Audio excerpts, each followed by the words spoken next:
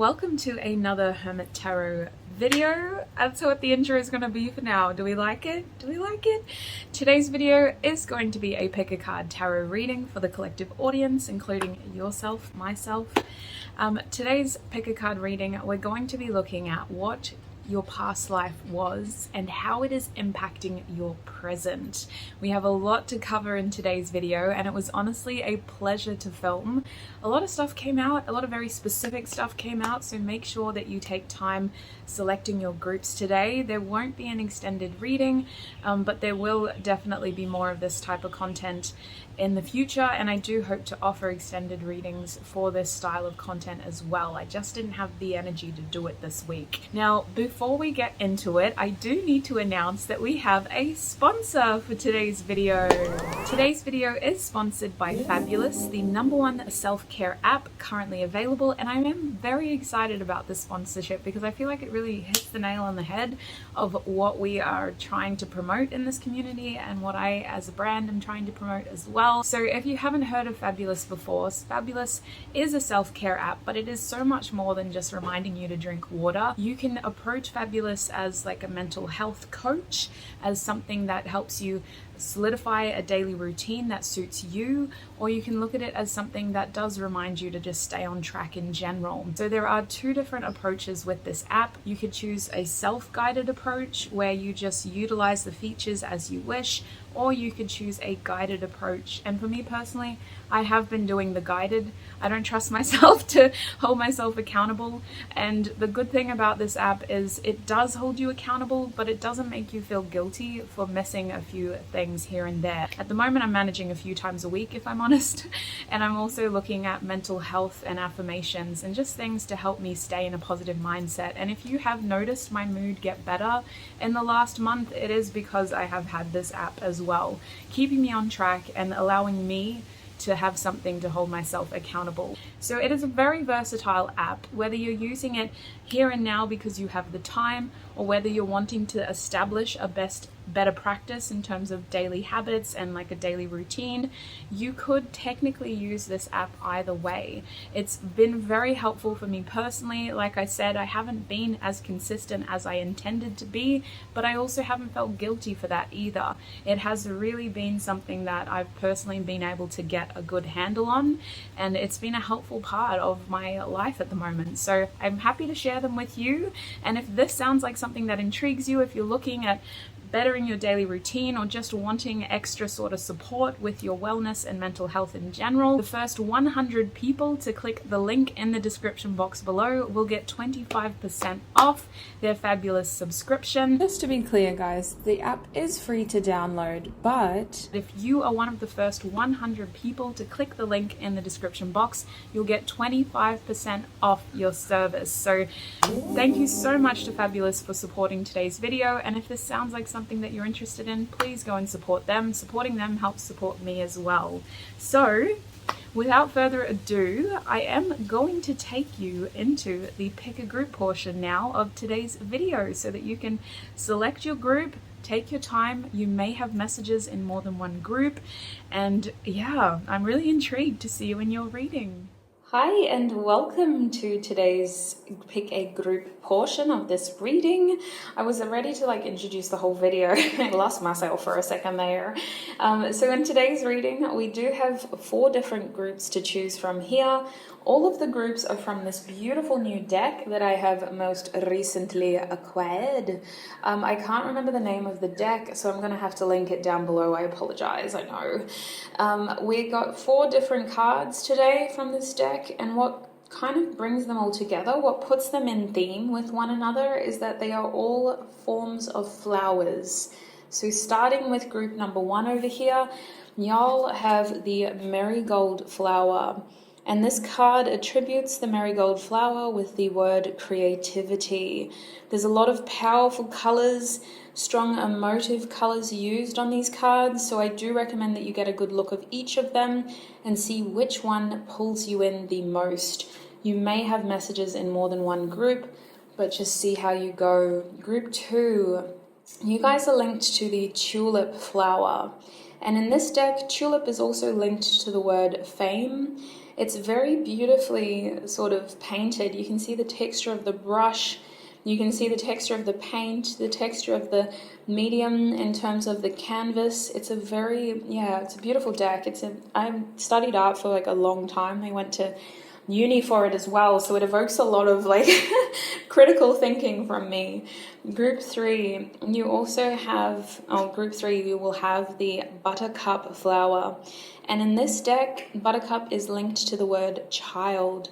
So yeah, very interesting, different energy here. All 4 groups have very different energies, and this is a very different yet similar style of painting compared to the other cards. It puts things into a different perspective, let's just say that. Group 3.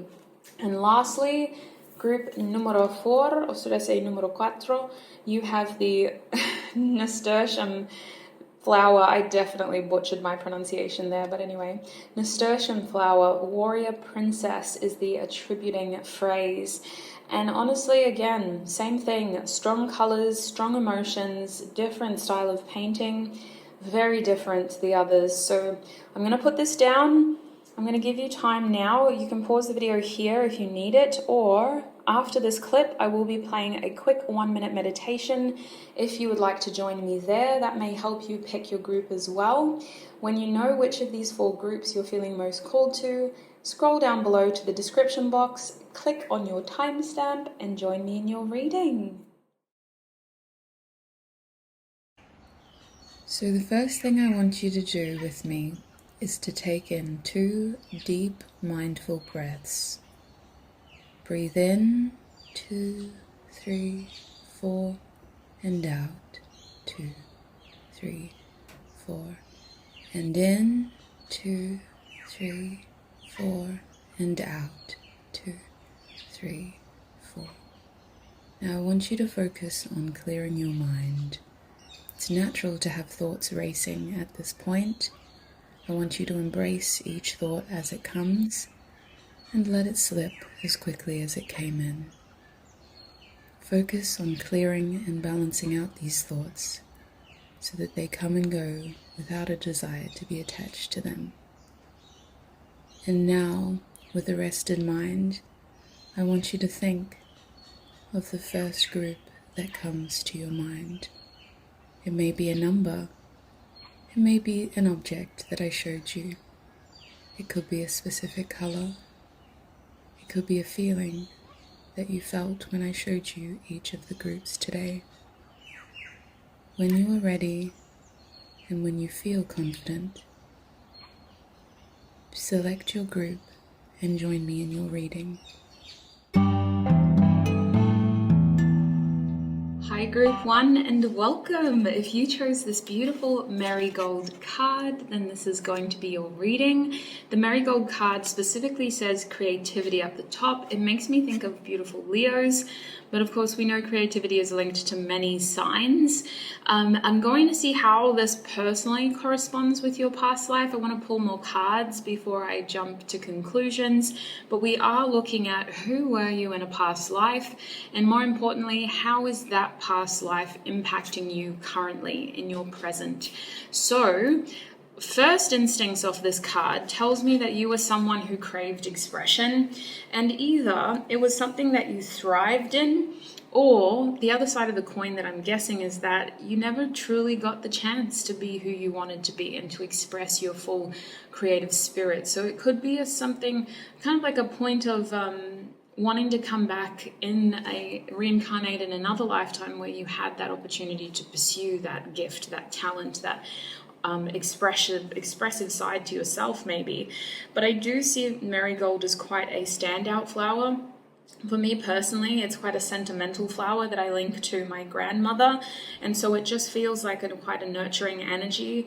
I feel like Spirit gave you this flower for me to interpret as someone who is quite giving, but I think that your purpose in this lifetime is to understand how to give back to yourself and to take that nurturing inwards and use that as a sign to kind of like the Empress's energy, right?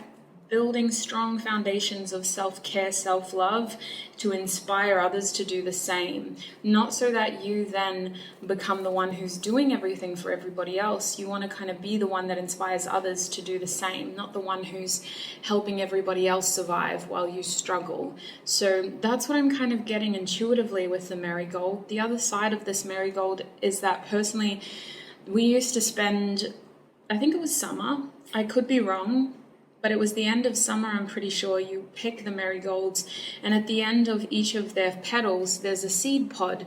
And I would always pick them and dry them out with my grandmother and get them ready to be replanted, so that she would always have marigolds all year round. No matter where she moved, she always had marigolds. So there is this regenerative side to this card that stands out for me, and it kind of shows me that your purpose in this lifetime was definitely to regenerate and to offer yourself multiple chances at being somebody that you want to be. For this reason, you may find yourself living many different lives in this one lifetime, you know, starting a certain way, pivoting in another direction, and then going in a different direction altogether. It definitely feels like you were reincarnated now to gather more experiences and to have a fair chance at being the person that you want to be, not the person that you feel obligated to be. So if you feel like so far your life has been something that has been a responsibility or an obligation, you have a lot of responsibilities to uphold, for example, I do think that you're going to have another chance in this lifetime to do something, like kind of like a late bloomer maybe, to do something else that you want. It could be the other way around. Maybe the earlier years of your life were just crazy, and you kind of get to do everything you want to do, and then later in life you get to settle down. Whatever the pattern is, you have multiple chances in this lifetime to express yourself and to be the person that you want to be. So quite beautiful energy just from this card. I'm going to put this over here. It's quite a big card. I'm just going to close the door as well so that we can keep the audio in this room and it's not too echoey. Okay, let's keep going. Let's see what else we can get. We're going to use these cards next. It's going to be a pretty in-depth reading, I'm not going to lie. I'm not going to do an extended reading for this one.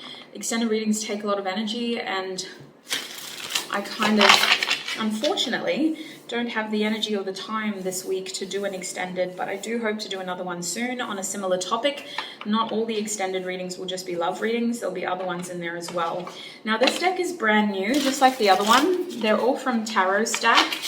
I'll have links to them down below if you're curious, if you'd like to check them out. I've talked about Tarot Stack in a previous video and in the intro, so I'm not going to harp on about it in your reading, but I'm telling you it's new because it's got this beautiful silver foil, but parts of the foil are coming off. So if you see me wiping the table, it's because there's little specks of that foil. So I need to just wipe it out of the way. And it's not something that happens to just this deck exclusively. It happens to a lot of new foiled decks. So it's brand new. Usually I would have cleaned it and given it time to shed itself so that the nice foil stays, but I just was so eager to do this reading, if I'm honest. I was like, let's just get it done now. I have time, I have energy, I'm keen, let's do it. Group 1, please, Spirit. Who were they in a past life, and how is that impacting them currently? Who is Group 1 in a past life, Spirit? Wow. We have Waxing Crescent. Interesting. God, this is a very new deck. It's not used to me shuffling yet, but we'll get there. How many of you are there? There. Who was Group 1 in a past life? We have 11. Beautiful. This is called the Celestial Bodies Oracle deck. Gemini. And how is that affecting them now, Spirit? How is their past life affecting them now?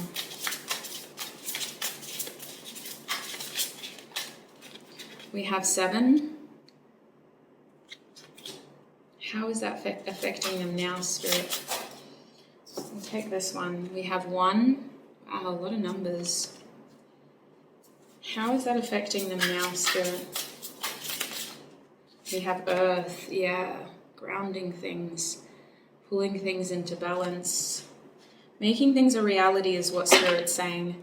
Your bottom deck energy is Pluto. So yeah, you are definitely someone who has some unfinished business and some shadows, some things that you need to kind of bring into light. I think of Pluto as transformation. I think of Pluto as holding sort of secrets, or as just giving us this opportunity to bring shadows to the light. I think that you're going to do a lot of healing in this lifetime. I think that you may even heal a lot of ancestral trauma, or just things that become sort of cycles. You'll do a lot of healing with Pluto here. Pluto is going to bring a lot of uncomfortable emotions to the surface in this lifetime, and some of it may seem like it's way too heavy for any one person to have experienced, you know? And I think that's because you're doing lifetimes and lifetimes of healing in this life. You are meant to transform and ascend, and you're meant to do things in this lifetime that you definitely didn't have the opportunity to before. From an emotional standpoint, you're supposed to confront your shadows, confront your fears, confront your insecurities, doing a lot of shadow work in this lifetime, coming into a new cone of awareness for yourself so that you can move forward in ways that you weren't able to previously. I can see here, in a previous life, you were definitely someone who seemed to, I don't know, it's a strange feeling with waxing crescent. Sorry, I just wanted to double check with the waxing crescent moon. There is definitely this feeling of warming up, and it makes sense now because the waxing moon, the waxing crescent, should I say, crescent moon, is a phase of the moon that is initiated after a new moon. So things are still kind of passive or regenerating, but they don't necessarily have or they start to warm up and become a little bit more active. And that's what I was feeling in your past life, is that you still had this sort of passive energy that didn't get to quite tick everything off the list that you had concocted in your spirit's sort of desires. It's beyond your ego at that point. It's like you had other things that you wanted to do and you never quite got there. Kind of like a teapot that never got to really boil. You got to a warm temperature, but there was still more momentum, more desire to progress forward.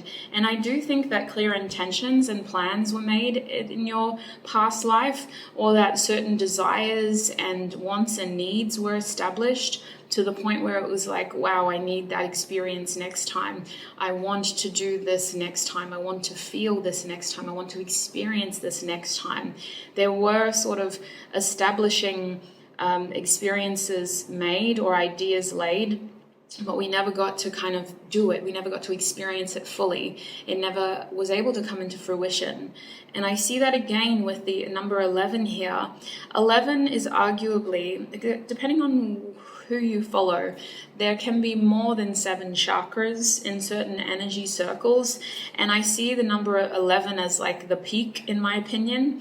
I see it as something that really is on another level of union, because it's not just looking at your body, it's looking at the other forces that contribute to you. So to kind of put this into perspective with what I'm feeling, your past life was something that definitely got the ball rolling for yourself, for lack of a better word, but it does feel like you never got to see that bowling ball strike the pins down. I think you were able to create something for yourself, though. You seemed to be very connected, to say the least, and it's the Gemini more than anything that's making me think of this. It's like your past life gave you the opportunity to kind of meet people, or just establish some sort of awareness and curiosity for the world, but I feel like you weren't able to commit yourself to anything. I feel like you had a changeable, youthful, curious mind that was eager for more knowledge, that was eager for more experiences, that wanted to meet more people. I feel like you were very intrigued by other cultures, by other practices, by other beliefs. I feel like you may not have had the courage to say that you wanted to know more. I think that your past life happened at a time where it just wasn't right for you to kind of put your hand up and say, yes, please give me more of that. I feel like you had to wait for the opportunity to come your way. I feel like you had to be more maybe passive, potentially submissive for some of you, and you could only digest information that was given to you. It feels like you didn't have the opportunity to go out there and visit the library yourself, or travel to that foreign land yourself, or talk to that person from that particular particular culture or gender background, whatever it was, you weren't able to do it unless it came to you first. But it feels like you had this big idea of what life should be like, because I do see the number 11 as like the peak for me when it comes to spirituality. It's a number that mirrors itself. It's a number that, in my mind, represents self-discovery and reflective energy of looking at yourself. And I just think that you were able to have these beautiful big ideas, but there just wasn't anywhere for you to channel that curiosity, which is where Marigold seems to be the theme for you, because in this life, you are going to hopefully have multiple opportunities to create with that curiosity. We're going to talk more about your past life before we look at your current life, because I do want to get more information about who you were in this past life. We're unlocking a pretty powerful story here of someone who was very curious, of someone who had ideas, of someone who did start to warm up and become more sort of explorative. Is that word, explorative? But you never got to truly experience the things that you wanted to. So Spirit, what can Tarot tell Group 1 about their past life? What was Group 1's past life like, Spirit? Page of Wands. Yeah, you had a curious soul. You were someone who would be likened to a pilgrim. You wanted to take journeys. You wanted to absorb experiences. You had a creative streak. You had a desire to communicate and express yourselves. You had this want to go on a journey and to be a little bit spontaneous and to kind of see where the road takes you. But I feel like you were very ill-equipped for the road ahead, and you may have been cautioned out of taking that path. For some of you, you actually tried. You tried to get your own independence. You tried to gather your own experiences, but you felt very vulnerable and very ill-equipped. You did not have the right protection to do this. What is their past life like? We have the King of Swords in the reverse. Yeah, somebody may have cautioned you out of this. You were definitely under the control of somebody else. This could be the law, okay, with the King of Swords coming out. Otherwise, to me, that's a very controlling sort of figure who has more of a masculine quality, if I'm honest, but we're talking about energy, not gender. This is someone who thinks they know what is best for you and has definitely had control over your actions through their words.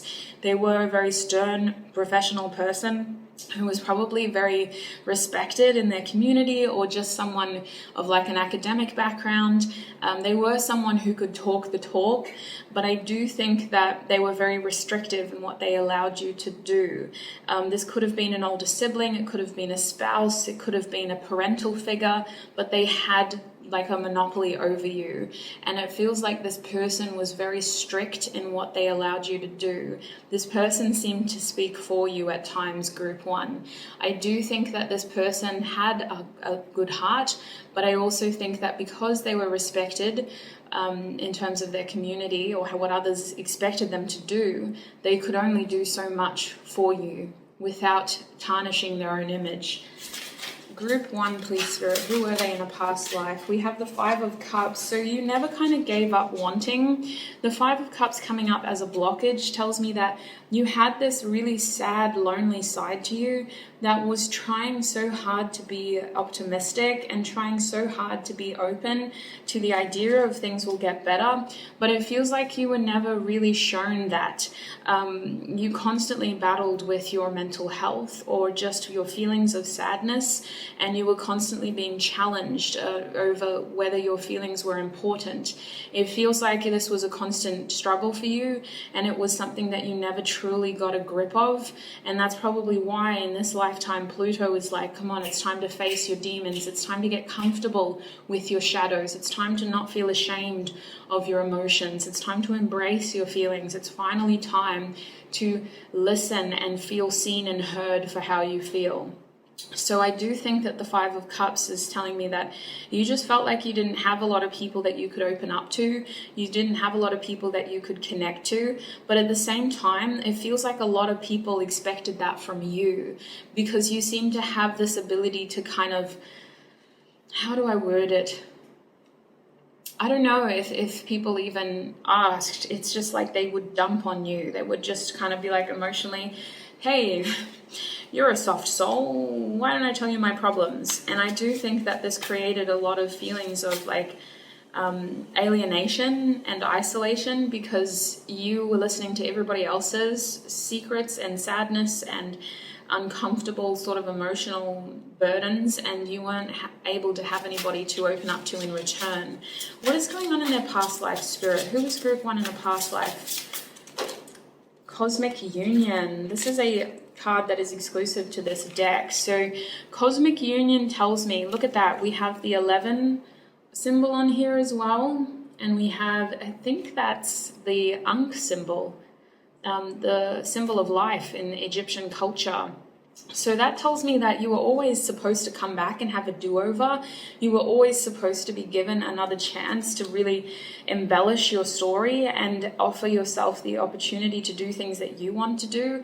It feels like in that lifetime, you were shown how complex unions and relationships and partnerships can be in human world, in the sense of there's a lot of obligation and responsibility, and sometimes that means compromising your own needs. And I think that unfortunately you were shown the very extreme side of that coin by being incarnated in a time where, you know, depending on how you were born, depending on where society kind of fit you and classed you, you had very little control over what you could say, do, think, and feel. And this lifetime really showed you the full effects of not having that power, and why it is so important now to really address your feelings and to talk about them and to bring these things to the light and to be aware of what lingers in your shadows. To know that you can feel safe and seen in relationships is very important for you, whether we're looking at family, friends, or lovers. I think Cosmic Union tells me that we were definitely starting something here that was intended to be finished in another lifetime. And it was a big lesson of how important it is to express yourself and to be seen throughout your life. It's not just about experiencing for you, it's about the quality of your experiences. Yeah, I got to experience being wealthy, but because of who my father was, I wasn't allowed to leave the property. So that beautiful, huge estate that people go to now as a tourism attraction was my personal prison. You know, that's what it feels like, a very limited experience. Is there anything else they need to know about their past life?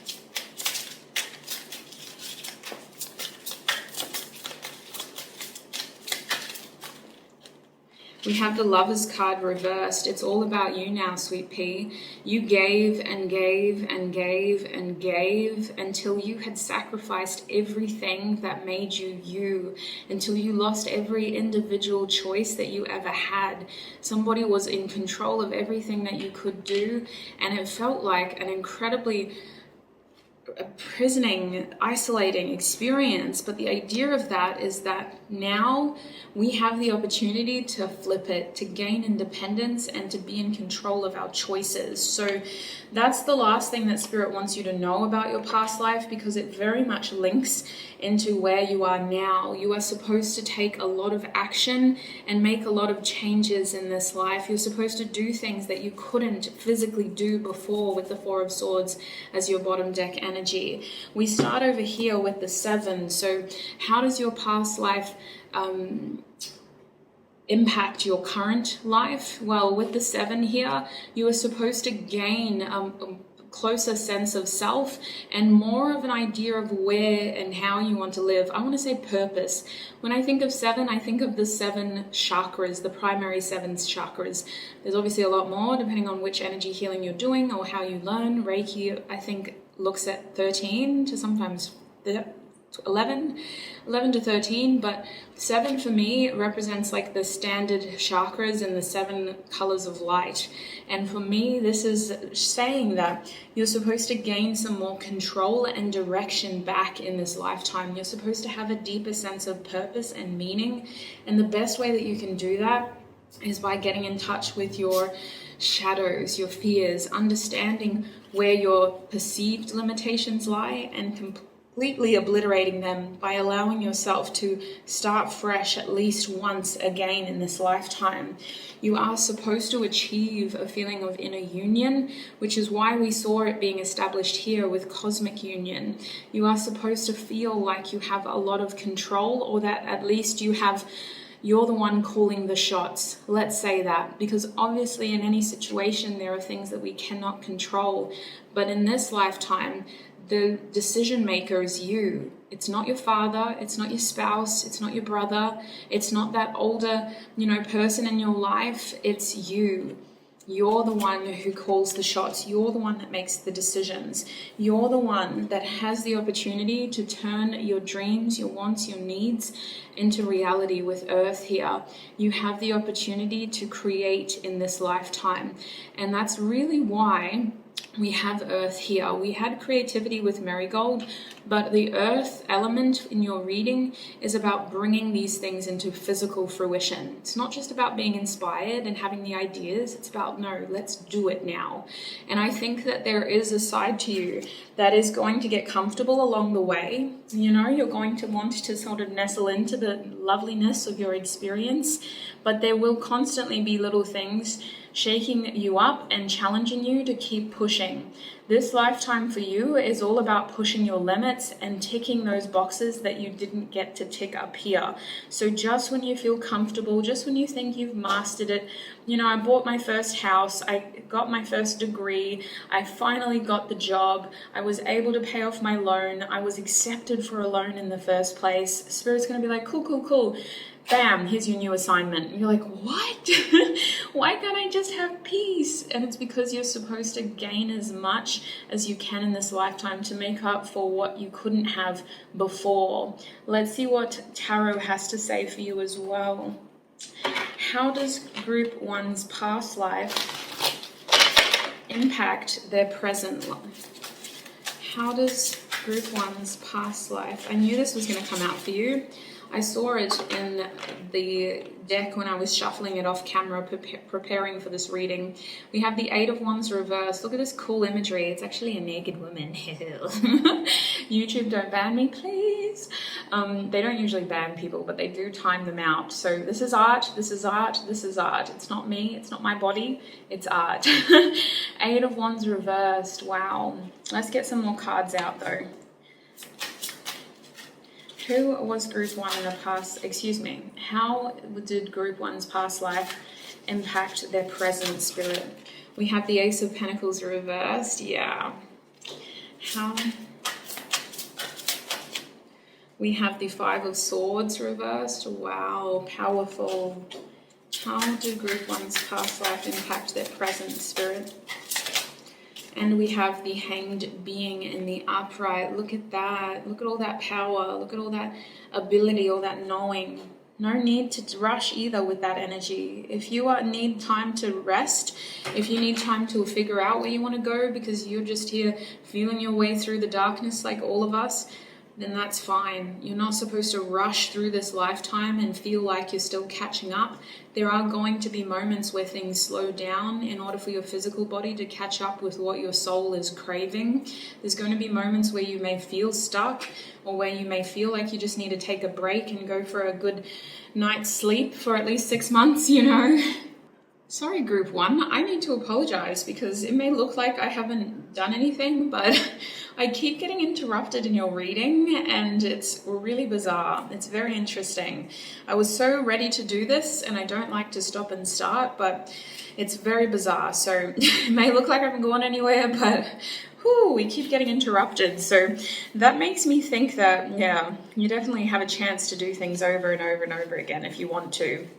Okay, so coming back to your present life, your bottom deck energy in tarot was the Divine Masculine reverse. So if I'm honest with you, it feels like in this life you were supposed to discover the other aspect of your soul.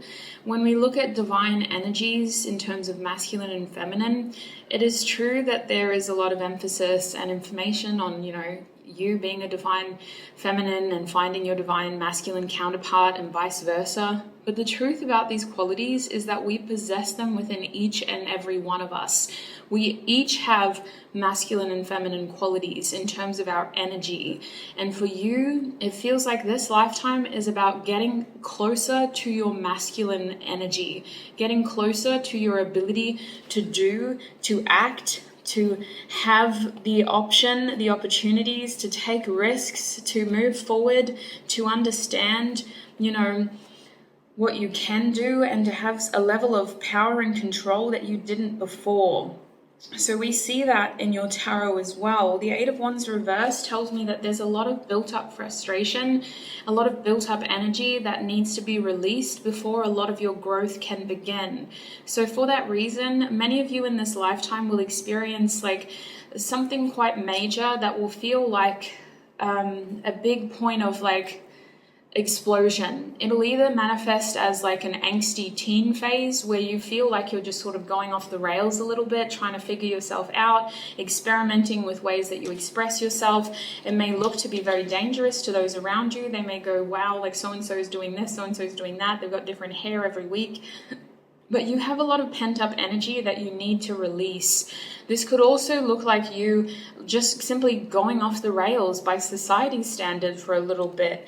And it's because you do need to let that out before you can move forward. You need to understand how to be healthier in terms of selfish in the best of ways, and how to take back your opportunities from other people's hands. For that reason, you may need to re-trigger these lessons in this lifetime and be first put into situations when you were younger of where if you don't advocate for yourself, if you don't really put your hand up and show interest and claim an opportunity for what it is for you, somebody else will take it from you.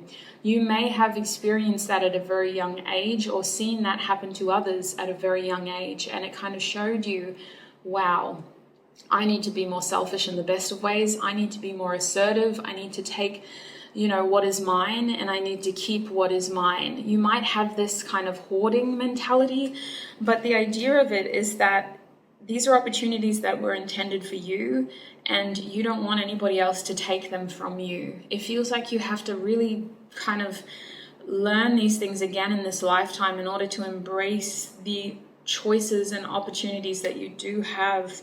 And we kind of see that again with the Five of Swords reverse. This is almost about being unapologetic and challenging your actions, looking at a situation from another perspective before you step forward. For example, somebody bumps into you, society tells you, oh, I'm sorry, but they're the ones that bumped into you. You turn around and you go, are you going to apologize? And this person's like, what? Are you going to apologize? But you're just a child. You're supposed to respect your elders. You apologize to me, but you're the one that bumped into me. You turn this concept on its head and you go, you know what? This is not okay. This expected way to react to this situation is actually not okay, and I'm not going to continue to do it. I'm not going to apologize for things that aren't my fault. I'm not going to overcompensate towards a conversation ending by feeling like I need to fill in the silence. I'm not going to take action just because somebody else won't. And you may have to relearn these lessons in this lifetime, but you are going to be someone who is very calculated in terms of your actions, who is very aware of what is and isn't your right and responsibilities, and who is very much about, just doing what you can and not overstepping that line. You don't feel like you need to be responsible for anyone else. You don't want anybody to feel like they're necessarily responsible for you. You just want to do things in your own way. And you may make a lot of mistakes in your younger years trying to figure this out. You may step on a lot of toes. You may trigger people because they're looking at you like, why can't you just be polite? And why can't you just say that? And you're like, I can't. It's not real. It's not me. It's not okay. Have you ever thought about it? Why do we say sorry for bumping into when other people bump into us? You're kind of challenging that in your own little way. And it's so that you can figure out what action is best for you and what way of communicating works best for you, how you want things to move forward. You want to take that control back, really. I do see the Hanged being as you spending a lot of time in this lifetime reflecting, potentially spending a lot of time alone, or just wanting a lot of meaningful moments with the people around you, and it has to be meaningful. You're not going to be someone who's just going to sit there and listen to somebody else knowing that they're not going to reciprocate. Your past life taught you that in this lifetime you need to be very selective over what you choose to see, how you choose to feel, and who you want to share that with. In terms of, if this person is just dumping on you, you don't need to look at it as, well, that's all the relationship is. You can look at it as, this person isn't really considering my own emotional needs. Am I going to say something, or am I going to start distancing myself and finding other people to hang around? I feel like you have this ability in this lifetime to be able to look at your situation, observe it for what it is, and then understand how you want to act, so that you're not just dwelling on what, in the past it was just this sad feeling of, I can't change it anyway, so I'm just going to take it, and I'm going to constantly struggle with my mental health and my happiness because of that. In this lifetime, you're like, you know what, I'm going to look at the glass as half full. And I'm going to say, that person's an energy vampire, but I don't have to listen to them and walk away. I'm going to ensure that I've looked at the option and that I've done what is best for me in that situation. I see the Hanged being as you being very emotionally mature in this lifetime and spending a lot of time reflecting. You may be a very introverted person, but you're very, very thoughtful. You're very, very careful and selective with your energy and how you choose to be a part of a social situation, is what I feel. In this life, that is where you get to. Still quite, soft, but assertive in your own way. Still passive, but in control in your own way. That's what it feels like. Let's see what the other oracle cards can tell us. We're going to use this deck by Dreamy Moons. Group 1, please, Spirit. What else do they need to know about their past life? Is there any other advice that can help them in their present life, Spirit? Is there any other advice that can help them in their present? I'll show you these. Yeah. Is there any other advice that can help them in their present, Spirit?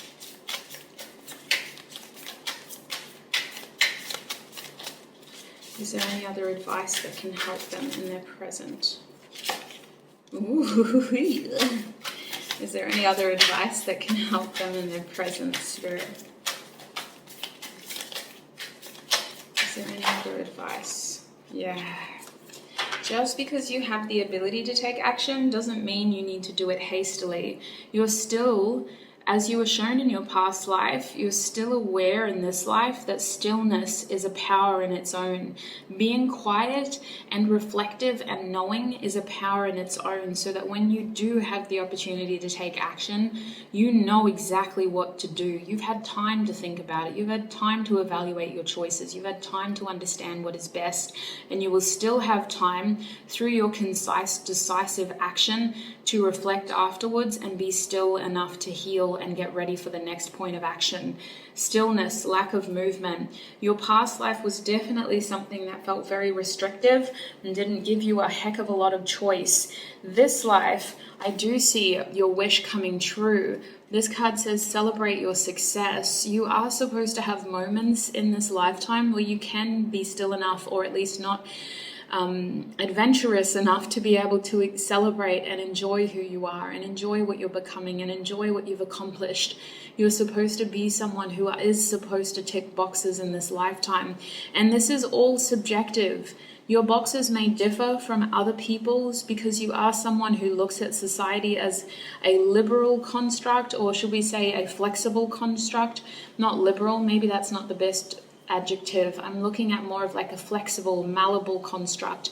You see it as something that, in this lifetime I don't need to be fitting into those tight little boxes that society expects me to. I'm going to go after what I want, and I'm going to celebrate when I want, and I'm going to do what I want. I'm going to achieve what I can, and I'm going to go for the dreams that I've always wanted to go for, which is where action comes into play as well, reminding us that you do take a lot of action in this lifetime, and that this action is because You have a lot of pent-up energy from your previous life that you weren't able to act upon. The bottom of this card says, awaken the warrior woman within. So regardless of gender, I do think that this card is saying that there's another side to you that was not able to express itself in the previous life, and we're trying to tap into that side now. We're trying to harness that sort of masculine yang energy and really step forward into our more sort of assertive, powerful, creating side. Feminine energy is very inspiring, and it's considered to be like a point of fruition, but it's the masculine energy that turns it into something, you know? So it feels like you've had a lot of opportunity to conceive and to bring something into fruition. Now it's time to do it.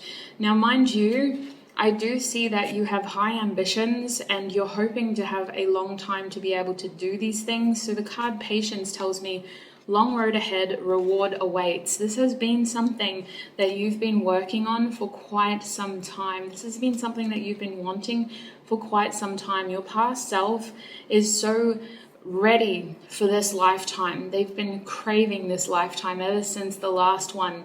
And it feels like now is the time to really kind of reap the rewards of a lot of pre-laid labor, for lack of a better, concept. It really feels like we've already started a journey in a past life that we now get to finally, look at that, finally see the rewards of. We started a journey in our past life that we get to reap the rewards of now. So I think that's all I'm seeing for you, Group 1. It was a very straightforward theme and concept. If you are like me and you think you've had many past lives, I do encourage you to have a look at the other groups if you feel called to them. Don't force it, obviously, because you may have messages in other groups. It has been a pleasure reading for you today. Before you go, I do need to thank your guides, my guides, and our spiritual teams for helping me channel today's messages and for keeping me safe while doing so. Thank you for all of your support, Group 1. I appreciate your energy and you being here. If you enjoyed this reading, be sure to give it a thumbs up and subscribe to follow for more. I shall see you in another video. Bye! Well, howdy-loo, group number 2. If you chose the Tulip card, then this is going to be your reading. Welcome. So listen, Tulip is interesting. I'm filming this before I've done your intro. So this is the first time I've really absorbed your card and looked at it. And I just realized that you have the word fame here under Tulip, which is very bizarre to me. It feels like you're someone who is supposed to stand out and be seen, at least by one person in particular. You do come across as like a delicate flower, if I'm honest with you. I always see tulips as more delicate flowers. They have strong stems, and obviously they're forged through bulbs, so there's like this perennial nature to you. Is it perennial? It's perennial where you kind of like, you come out in spring, you wither in summer, and then you go into hibernation through winter. So there is this feeling of like serving a specific purpose in this life, and you are supposed to have your season in this lifetime when things really stand out for you. That doesn't mean that in the winter months, you disappear altogether, but it does feel like you have a night and a day to your lifetime. In a past life, I do think that you were someone who made quite an impression. I do think that you were someone who stood out, and I do think that you were someone who was given an opportunity to kind of do something or to be something. And this is already prevalent to me based on the cards that I have pre-shuffled. Now I'm working with a whole bunch of new decks in today's video, which I'm sure I would have explained in the intro, but because of that, I wanted to shuffle these off camera, get myself familiar with some of the terms, so that I could actually come back here and give it to you the way that you need to with the right information. So we have a lot of beautiful cards in front of me from a new deck called Celestial Bodies. We're going to look at who you were in a past life first, then we're going to look at how that past life impacted your present, which is down here. So starting with the top. So honestly, waxing gibbous, I did need to pause it just to clarify off camera. Waxing gibbous is very interesting. Without even looking into the meanings of these two cards, intuitively picked it up in Tulip. Waxing gibbous, excuse me, am I saying gibbous? Waxing gibbous is this energy. I have a cousin called Tibius, so I think that's why. Waxing gibbous is this energy of like momentum and coming into a full moon. So there is a lot of desire to overcome. There is a lot of energy. There is a lot of movement. There's just this overall feeling of getting ready to do something. And it feels like in your past life, that was the intention. You had energy, you had intention, you had movement, you had direction, you were here to do something. And I am very much thinking that you were very like dedicated to whatever the task at hand was. Whether you were a bricklayer, you did the job well. Whether you were a parent, you did the job well. Whether you were able to physically do a lot in your lifetime, or whether it was just about having all this ambition and harnessing it towards several projects. You were a doer in your past life. You were someone who was out there doing things, and you probably had a very strong work ethic because of that. You probably had very long, hard days because of that. You were someone who was out here trying to create. And I see that you weren't doing this alone. Libra tells me that you had a very special partner in this lifetime, and I think that this is someone who you wanted to come together with again. And I do think that this is a key part of your past because it was a core part of what made you you. Whether we're looking at this partnership as a lover or as a child that you had at a young age, or as a person that entered your life exactly when they were meant to, you were someone who valued partnerships. You valued harmony in your life through connections. And I think that you were someone who was very good at managing relationships as well. You seem to be someone who could have had like a hand to play in terms of legal affairs, you know, if that resonates, but I don't know if a past life reading can technically resonate, but you definitely had a strong sense of justice, and you were someone who, even though you had a lot to give in terms of your energy and wanting to achieve a lot, it also feels like this was balanced out by this desire to want balance and justice in your life, and quality and equality and equity. You know, even if you weren't allowed to have things, you know, even if you were born at a time where things just weren't perfect, you know, you didn't live in a fantasy world where life was fair to everybody on this earth, but you did try to treat people, at the very least, in the way that you wanted to be treated. And I feel like this was fostered especially in a very intimate relationship that you had in your past life. There was someone in your past life that you were very, very, very much in love with and attached to, and you saw life like an opportunity to create with them, an opportunity to grow with them, an opportunity to experience with them. And it feels like with the 8 here, that's more of this kind of mastering energy. It's more of this determination energy of transformation as well. So I wouldn't be surprised if in your past life you were someone who did, you know, go through your season, and maybe you had your softer side that wanted to just kind of hibernate with the ones that you loved, and wanted to just kind of be this little cocoon. And then you had your summer where you were out, and every day was like a holiday, but a holiday like work vacation. You just seemed to be someone who you definitely had a lot of determination and desire to succeed and do a lot. But on the other side, there was this lover within you that was very fond of one person in particular, as well as those who showed love to you. You were someone who valued partnership and working relationships, in the sense of relationships that brought meaning to your life and the right type of balance and harmony to your life. You loved people noticing you for the right qualities. You loved it when people treated you the way that you yourself wanted to be treated, and you loved doing that the other way as well. I want to say that you were very charming, group 2, in your past life with Libra here. You were someone who kind of definitely stood out, right? With Tulip, you definitely stood out. It feels like you were very charming. You knew what to say and when to say it. and it feels like you were someone who could talk to just about anybody. I want to say that at sometimes maybe your mouth got you in trouble, but not any serious trouble. It was just sort of, I'm hearing it's just harmless flirting. Okay.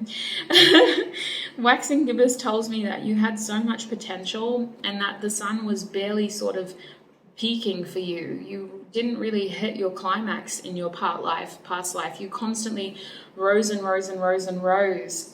I feel like something did happen here, and I do want to get tarot now to understand what happened, because it sounds very warm, but it feels like we still didn't get to do everything, and that this lifetime is about finally getting to do that. So let's have a look at what tarot has to say about your past life. Group 2, please, Spirit. What does group 2? What is group 2's past life, Spirit? Who was group 2 in a past life? We have the 9 of Swords reversed. Interesting. 9 of Swords reversed. Who was group 2 in a past life, Spirit? We have the King of Swords reversed. This King of Swords just wants to come out all the time. Who was group 1 in a past life, Spirit? Excuse me, group 2. I keep saying 1. Who was group 2 in a past life, Spirit? Spirit, I'm going to put those back. Are you joking? You've got to be joking. Is this supposed to be reversed or upright, Spirit? Oh my days. Just falls on the ground. It's supposed to be reversed. This is so annoying. You're getting cards that the other group got. And I keep saying group 1 as well. Group 2, please, Spirit. Who are they in a past life? Yeah, you're literally getting the same cards as group 1. This is so frustrating. It is a different context, though, for you. It's just a little bit frustrating because, like, I want to see other cards in this deck, but it does make sense for you. It has a completely different context. So your bottom deck energy is the High Priestess reversed. Yeah, it feels like you lived a very physical life. You were very connected to your material world, and you were someone who just kind of scratched the surface of your cosmic potential when it comes to spirituality and embracing your more ethereal nature. Because, surprise, you're watching a tarot reading, you have an ethereal nature. You have a cosmic connection to this world, and it feels like you are someone in this lifetime who is meant to be more connected to that energy.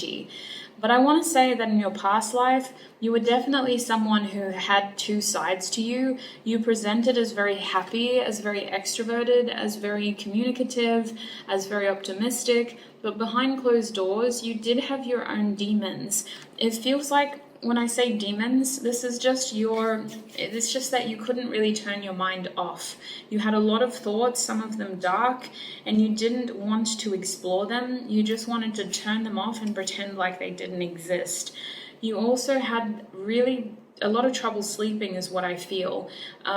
It feels like you didn't really like to be alone in your past life. You didn't like to spend a lot of time alone. You didn't like to sort of be alone at night. And it feels like to curb that feeling, you would invite a lot of people in to kind of fill the room and your energy during those moments. So it does feel like there were a lot of people that were attracted to you, group 2. And I do think that some people took advantage of your needs and your need to want people around you all the time. I think that in a past life, your mind was like your own sort of torture chamber at times with the kind of thoughts that you had versus what you wanted to have. There seems to be a moment here of realizing something a little too late or never truly getting to grasp the concept. Maybe it's because of the lack of awareness when it comes to mental health in those days, or maybe it was just that you didn't want to embrace the darker side to you. You wanted to always be the sun and in the sun and really bright, but there was this other side to you in a past life that you kind of turned off, and it was like you hid it under lock and key, and you never liked it to come out, but it would come out in those quiet moments when you were alone. So you tried to fill those moments rather than embrace them. Now, the way that this translates is the King of Swords reversed is a very manipulative energy that did come out in group 1 as well. The King of Swords reversed is someone that likes control, and someone that likes to kind of be the one calling the shots, making the decisions in a very unfair way so that it favors them and it doesn't favor other people. So it feels like, honestly, there was a side to you, or there was an energy in your life, in your past life, that was very manipulative, to the point where they were very careful about what they said, what they did, and how they were seen. And I wouldn't be surprised if this was you, sweets, because you had that Libra card here. So I think that there was a whole other side to your mind that was never truly shown. It felt like you were always hiding behind how you wanted to be seen, rather than showing who you truly are. And I think that it became a little bit of a performance to you. I wouldn't be surprised if every morning you woke up, you put on your face, or you did your hair, or you got dressed, and it was like you were getting ready for a show, you know, and you're the main actor. It literally feels like you were leading two lives here. One side was one that was very much a facade, and was very charming, and was very ambitious, and was very determined. And the other side was always kind of a little bit afraid of really being seen, and of really being discovered by itself and by others. Was very vulnerable, was very fragile, had a lot of racing thoughts, very anxious, highly strung, had insomnia, didn't like to be alone, had dark thoughts, didn't like to embrace them, and never truly got the opportunity to be absolved, or at least understood. Let's say that. It never got the opportunity to be understood. And I think that with the King of Swords reversed, there was just this feeling of like you valued justice, you valued partnership, but you never truly got to have that, because you never truly reconciled this energy within you in your past life. And honestly, there's a feeling as though you missed out on a lot of opportunities because of that. With the Ace of Pentacles reversed, there's a feeling of instant gratification and clinging to things that taste good today but become sour by tomorrow. They're showing me an avocado that's overripe, a banana that's gone mushy, a fruit fly hovering over a bowl of rotten fruit.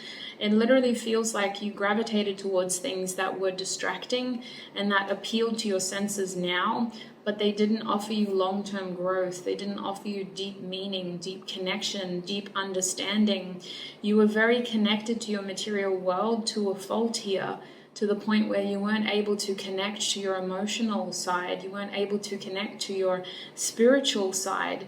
You were a very logical, practical individual in this lifetime. And don't get me wrong, you had a good life, group 2. I keep saying 1.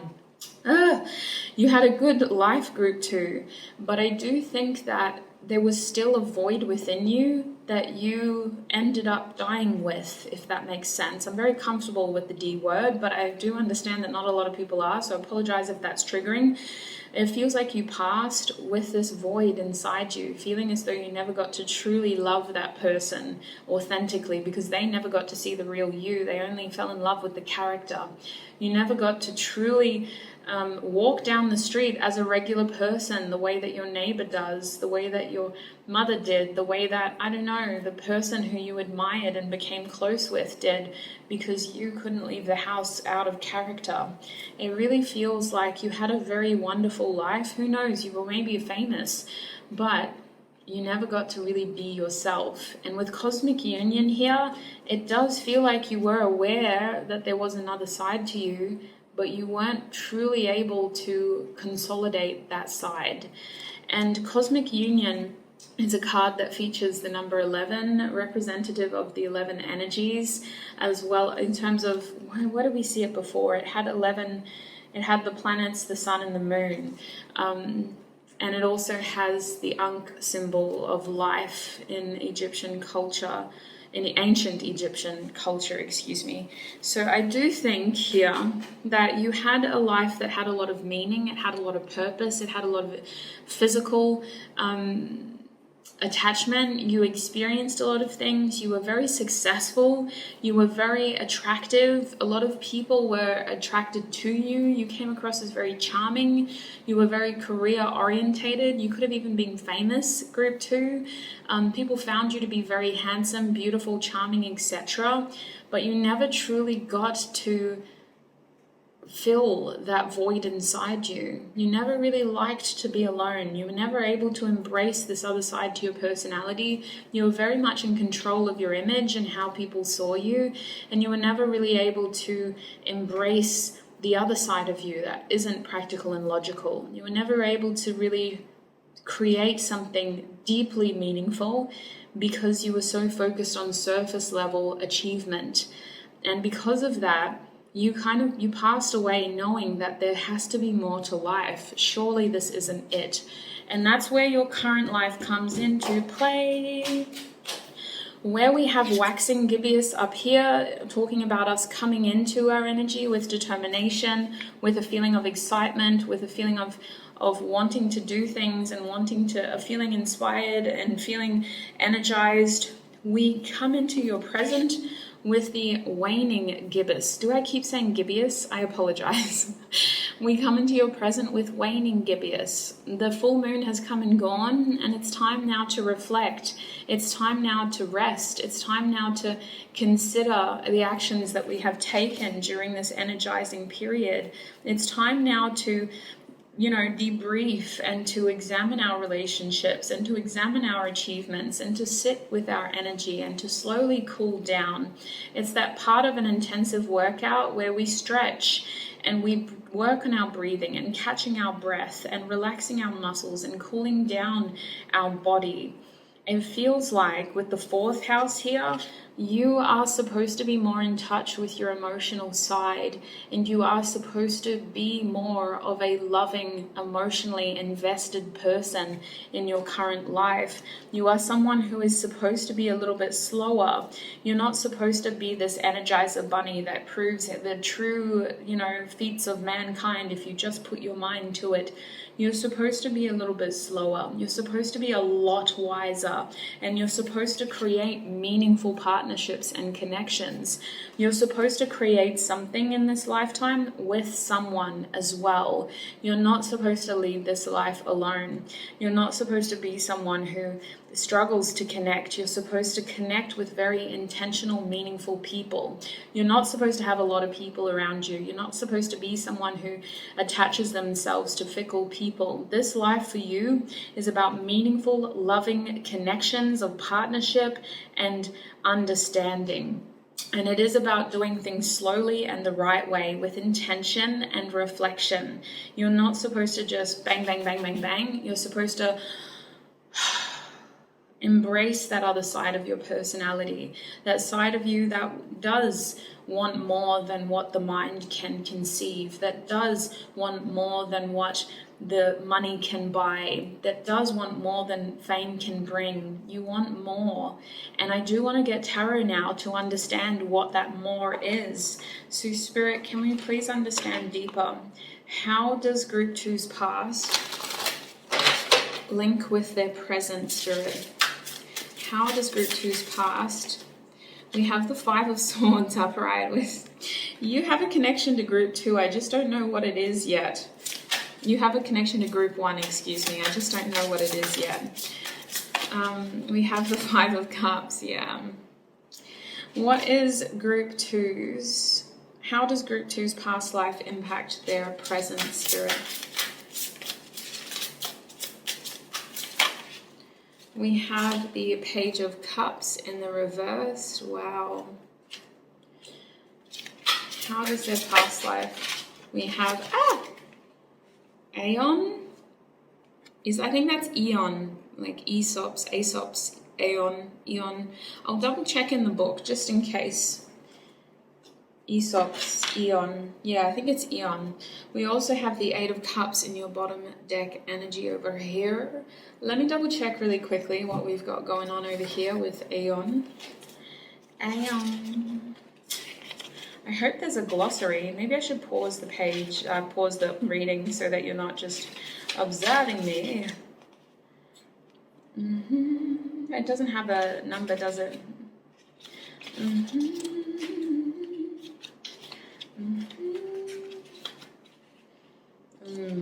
Judgment card in this deck, and it's ruled by Scorpio. It has the Ankh symbol again, though, the Ankh symbol. A-N-K-H, Ankh, I think. Perspective, diligence, rebirth, self-understanding. The star goddess Nuit or Nut bends herself over the sun, where a phoenix sets itself aflame. Excuse me, this is a new deck, so I'm still getting used to it. I apologize. Eons of time, lessons, process, thought, feeling, knowing, and wisdom have come and gone. We now have a perspective unlike any other we've sought out or fought for.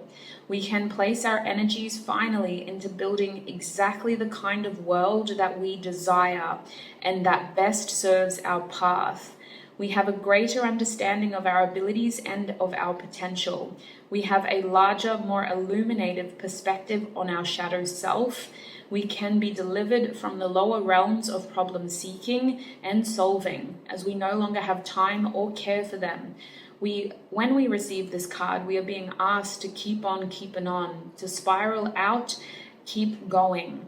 There's only more of this beauty and joy along the way of our unfolding. Now, in the reverse, this card says, be careful to avoid self-deceit, to assume and push for being further than we actually are in our process. The greatest gift of relief and self-love at times is the permission to simply be as we are. And isn't that everything that I was picking up intuitively? I don't even know this deck well, and I know that my intuition is still on point. Listen, this lifetime is absolutely about embracing who you are and about allowing yourself to be who you are, to not be afraid of your shadow, and to allow yourself to process your previous lifetime of lessons. You are still catching up. It's like you awakened, you were born awakened, but you have not ascended yet. The way that you ascend in this lifetime is through relationships, is through meaningful connections that trigger that feeling of, wow, there's so much more to this life than achievements. You may still be quite successful in this lifetime, but you will achieve a greater level of success when the right kind of people come into your life and potentially leave as well. When the right person comes in, you are going to be in a full bloom energy. But I can see in this lifetime that you're going to have at least 2 relationships that will trigger you. One of them will trigger you to consider that life is more than just concepts. Life is more than just ticking a box of being in a relationship, of having this, of being seen as that. You're going to look at these labels as fickle and at times misleading, and you're going to question, because of this person's impact in your life, what you actually want. How does this label work with me? How does it work against me? And what does this label mean for me? Do I even like labels? There's going to be a person in your life who triggers you to think about the way that we label things and the way that you think things are supposed to happen. I feel like the 5 of Swords is also saying that your past life impacted your present life by really changing your point of view and changing the way that you react to information this time around. You still have an incredibly intelligent mind, but do we still want to do what we did last time? I don't think so. You're going to be someone who at times is at odds with the majority because of the way that you think now, because of the way that you feel now. The majority could be standing with their backs against the wall like, hey man, put your hands up. Like, why aren't you doing what we told you to do?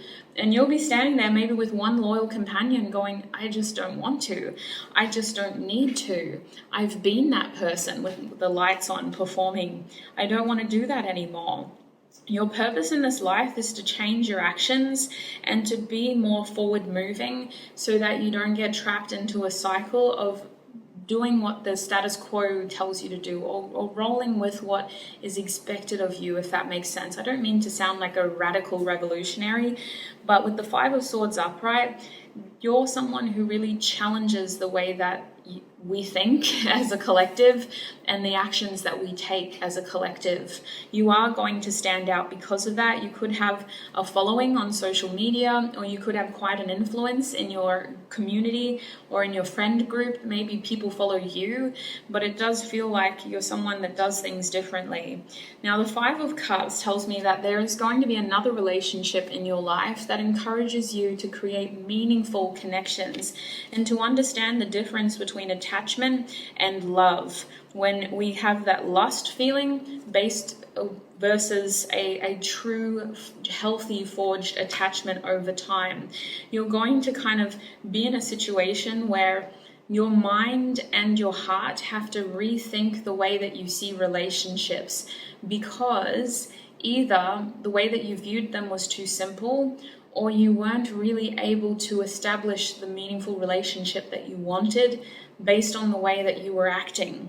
It feels like you had a relationship earlier on in your life that could be quite significant, maybe gets very serious, but it doesn't turn into a life partner situation, because this person was your training wheels for something more meaningful. This person was trying to set you up to expand your heart, to reconsider some of the emotional issues stopping you from making the meaningful connections that you want, because you are supposed to have meaningful connections.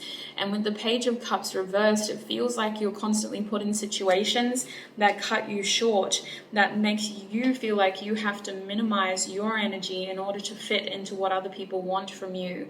And that is to re-trigger these previous lessons that you've learned in a past life. The knowledge is there, it's in your DNA. You've already learned this, but certain people need to come into your life presently to trigger that knowledge. Page of Cups reversed is saying, don't be kind and miss out on things that actually mean something to you. You're learning when to speak up about your feelings and when to take action about your feelings as well. You're learning when to actually shut your mouth and listen versus, I really need to tell you this or I'm going to regret it for the rest of my life. You are going to have a very emotional love affair with someone in this lifetime, group 2. It feels like you meet someone who just knocks your socks off in the best of ways. You fall head over heels in love with this person, but it isn't easy for you because you have to reteach yourself, and in many cases for you, group 2, you're going to have to learn from scratch how to establish this meaningful, heartfelt, emotional, spiritual connection that you missed out on in your previous life. I do think that despite that, needing to start from scratch, you are definitely well equipped, and this is exactly why you wanted to reincarnate in this lifetime, in this society. Because I do think that you initially get yourself into a relationship that you do outgrow, and that it may take you a little while to go, wow, this is a bit tight. Was this always this uncomfortable? Oh my gosh, have I fallen out of love with this person? And it's because that person was just training wheels for something more significant. It feels like your understanding of love really changes in this lifetime because of the people that come and go, and especially the one that stays. You are supposed to fall head over heels in love with somebody, and it's a very impactful part of your journey. Now, we already talked about this card. Eons tells me that you have reincarnated to be who you are and to accept who you are for all its shadow glory. You're supposed to embrace the darker side to you that you were previously ashamed of, and you are supposed to embrace your shadow self. You're supposed to process a lot of intuitive knowledge that you gained in your previous lifetime, and because of that, you are going to go through some very quick awakenings. You are supposed to ascend through these awakenings, but it is going to feel at times like an isolating process of you, like, where the heck did I get all this wisdom and knowledge from all of a sudden? You are supposed to have a meaningful relationship in this life, and in order to have that, you have to relearn the lessons from your previous life by having these little fickle relationships in the beginning. One, to show you to think broader than what society expects from you in a partner, and the other to think so that you can feel deeper than what you expected to feel in this lifetime. You're going to have someone in the beginning who feels right, but you naturally outgrow, because they are training wheels that help you adopt some of the emotional techniques that you are learning when it comes to creating meaningful relationships. And you are supposed to create something with this partner in this lifetime as well.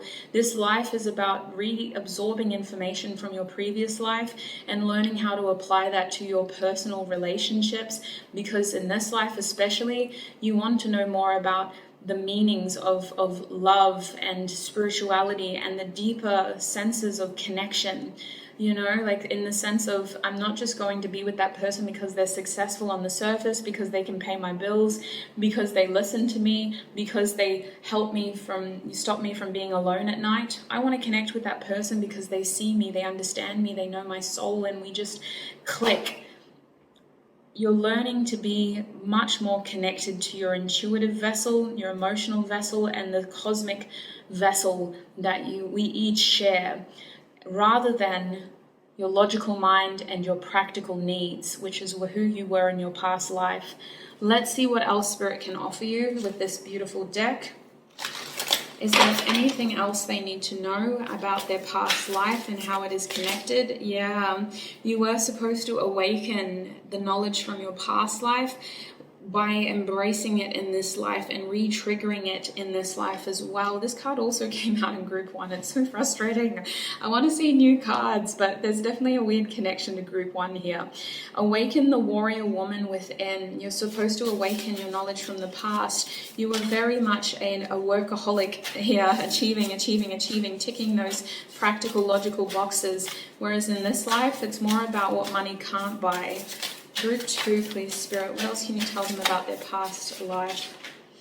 We're being shown stillness. Yeah, it's not so much about how much you can achieve. It's about the quality of the product at the end of the day. You don't want to pass on in this lifetime feeling the void that you did in your previous life. That was just the worst feeling, I can tell you, because I had to feel it in order to channel the message. We have caution, keep your guard up. I feel like you learned in your past life that you cannot live like this. This is a healthy measure if you want to keep your mask tightly fixed across your face, if you want to ensure that people never see your true self. But if you want to create the meaningful connections you desire, you have to learn how to balance that guard with the pain that leaving it down may offer. And I think that overall here, look at this, the sun. The main tie here between your past self and your present is to really connect what you learned previously into your opportunities that you're presented currently. So this card says conscious mind, masculine life force.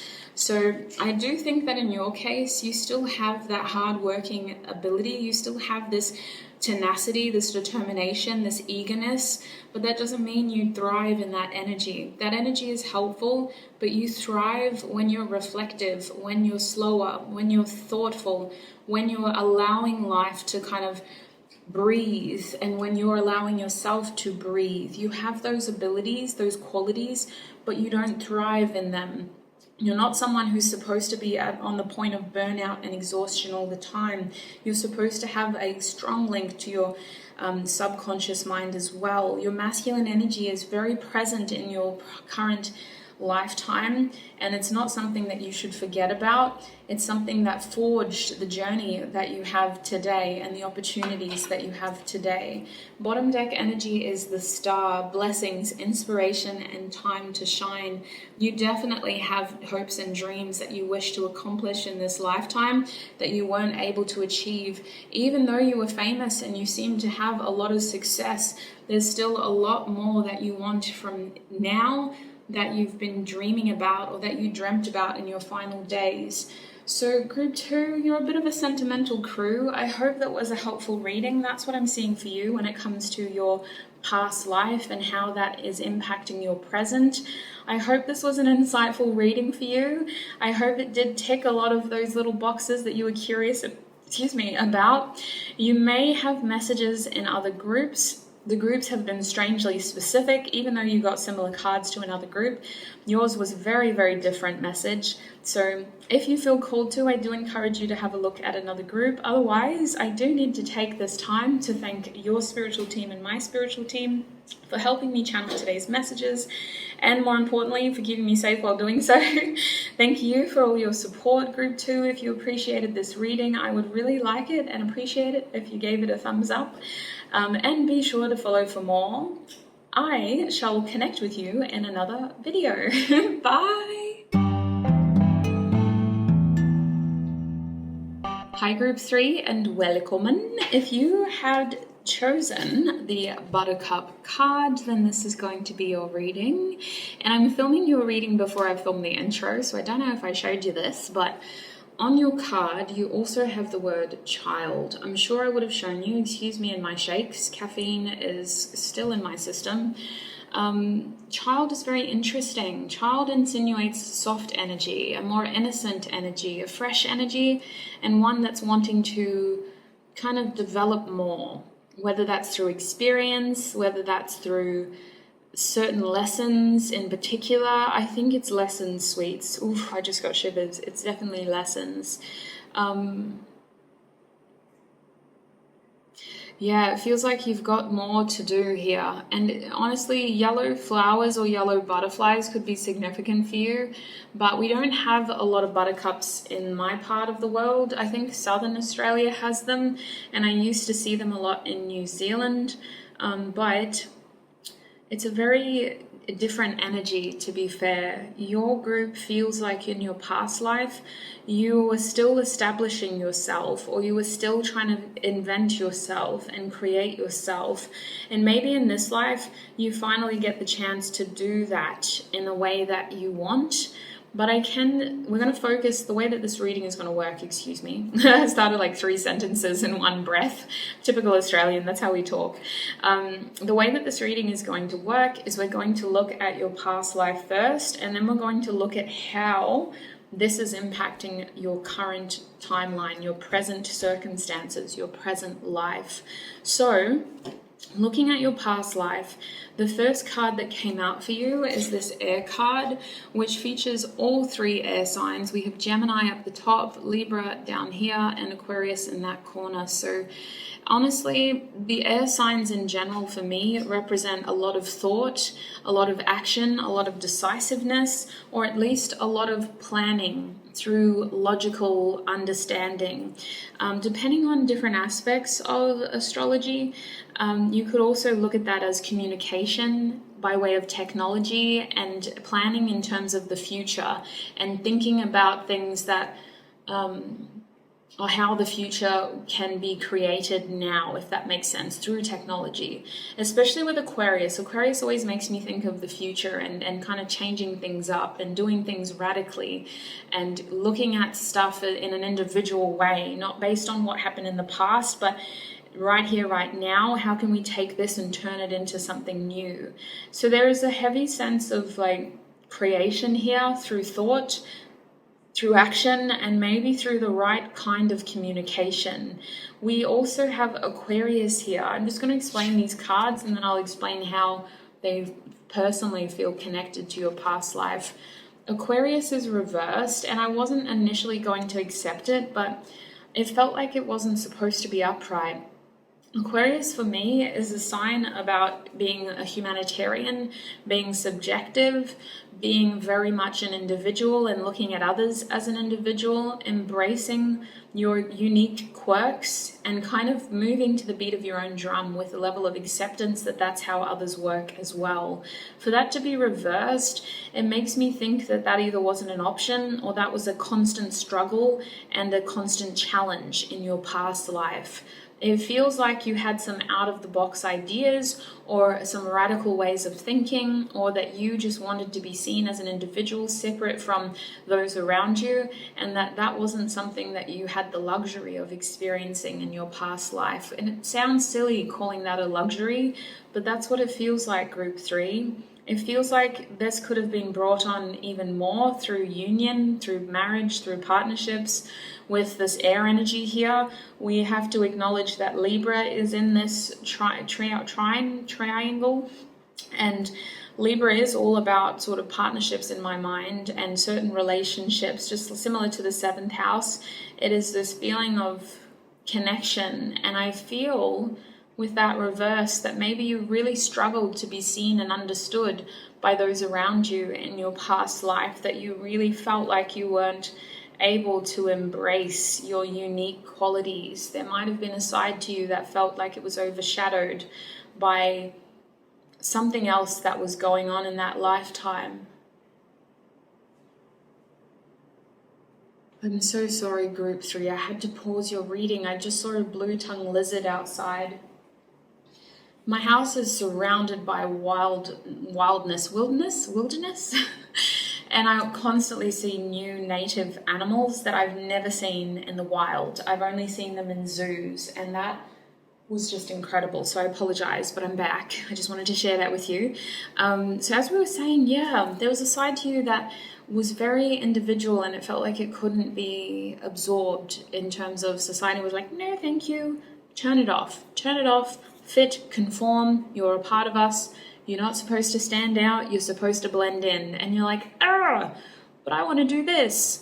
Now, the other side of Aquarius is that there is this healing energy that Aquarius has, because it has this ability to look at people as individuals. And the sign of Aquarius, I'm not trying to typecast people who have this as their primary sign, but it does feel like Aquarius, there's this healing side to you, or there's this desire to make a difference within you that maybe you never got to fully embrace in your past life. It's like you wanted to achieve something. You wanted to help humanity achieve something, and you never quite got there. You were like, listen, I see the problem, and here's the solution. Let me do it. And you just never really got there.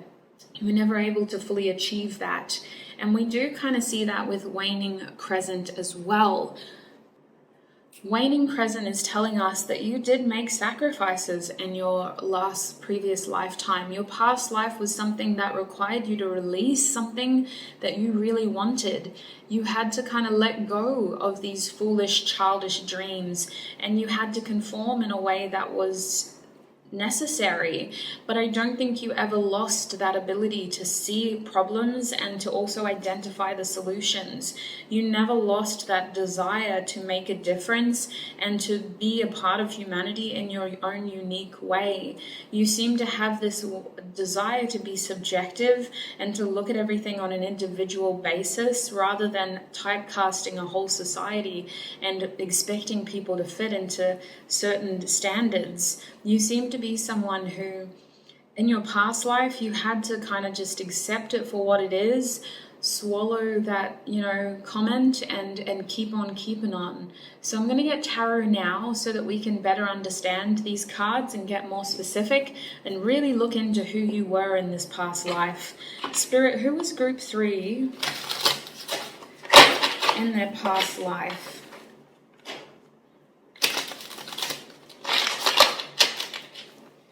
Who was group 3 in their past life?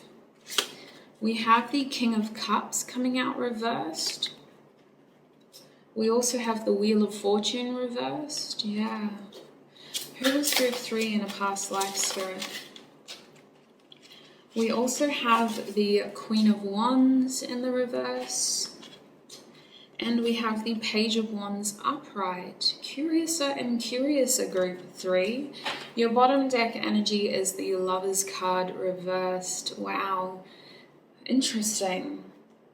There was something that happened in your past life that you never really reconciled with. A decision was made, a choice was made for you, and it took away a lot of your feeling of independence, or at least the feeling of like, I'm not able to be or do what I wanted to do. The Lover's card upright for me represents the Fool's first singular choice. They've grown from their mother, they've gained more of like a sense of purpose from their father, they've gone through the wisdom of school, they've graduated into this individual, and they get to finally make their own individual choice. For this card to be reversed, it's like, where was that? I wasn't given that. Somebody was making the choices for me. Somebody took that sense of empowerment away from me, and somebody forced me to do what they wanted me to do. I think that your past life was quite frustrating, if I'm honest. You had a lot of ambition, you had a lot of creative goals, and it wasn't even that they were creative, but you were seen as someone that was quite quirky. You had wants and needs that didn't really mesh well with the society that you were a part of. Whether you're a part of a small village or a large city, it feels like those around you just didn't understand you. Excuse me, my throat was starting to get a bit so I had to drink some water. We start over here with the King of Cups, which tells me that in your past life, you were someone who honestly was seen as overtly emotional or emotionally manipulative. You seemed to look at emotions in a way where people were like, don't be silly, don't say that. I feel like a lot of your feelings were minimized, and it made you look like the bad person or someone who just couldn't control themselves. Kind of in a way where, you know, back in the day, the word hysteria came from women having feelings, you know, and it's technically not even a real word. It's not a real diagnosis. It's not a real form of mental illness. But if you were overly emotional, you know, she has hysteria, let's treat hysteria. And it's quite a terrible thing to look into if you really want to. The treatment for hysteria is just like, are you joking? Ridiculous. But in your case, you know, that's what it kind of feels like. The King of Cups reversed for you feels like people just didn't understand your emotional needs, and they looked at you as someone who didn't really fit in well. And because of the way that you expressed yourself, or because of the way that you were able to connect with your emotions, maybe they looked at you as someone who was emotionally manipulative.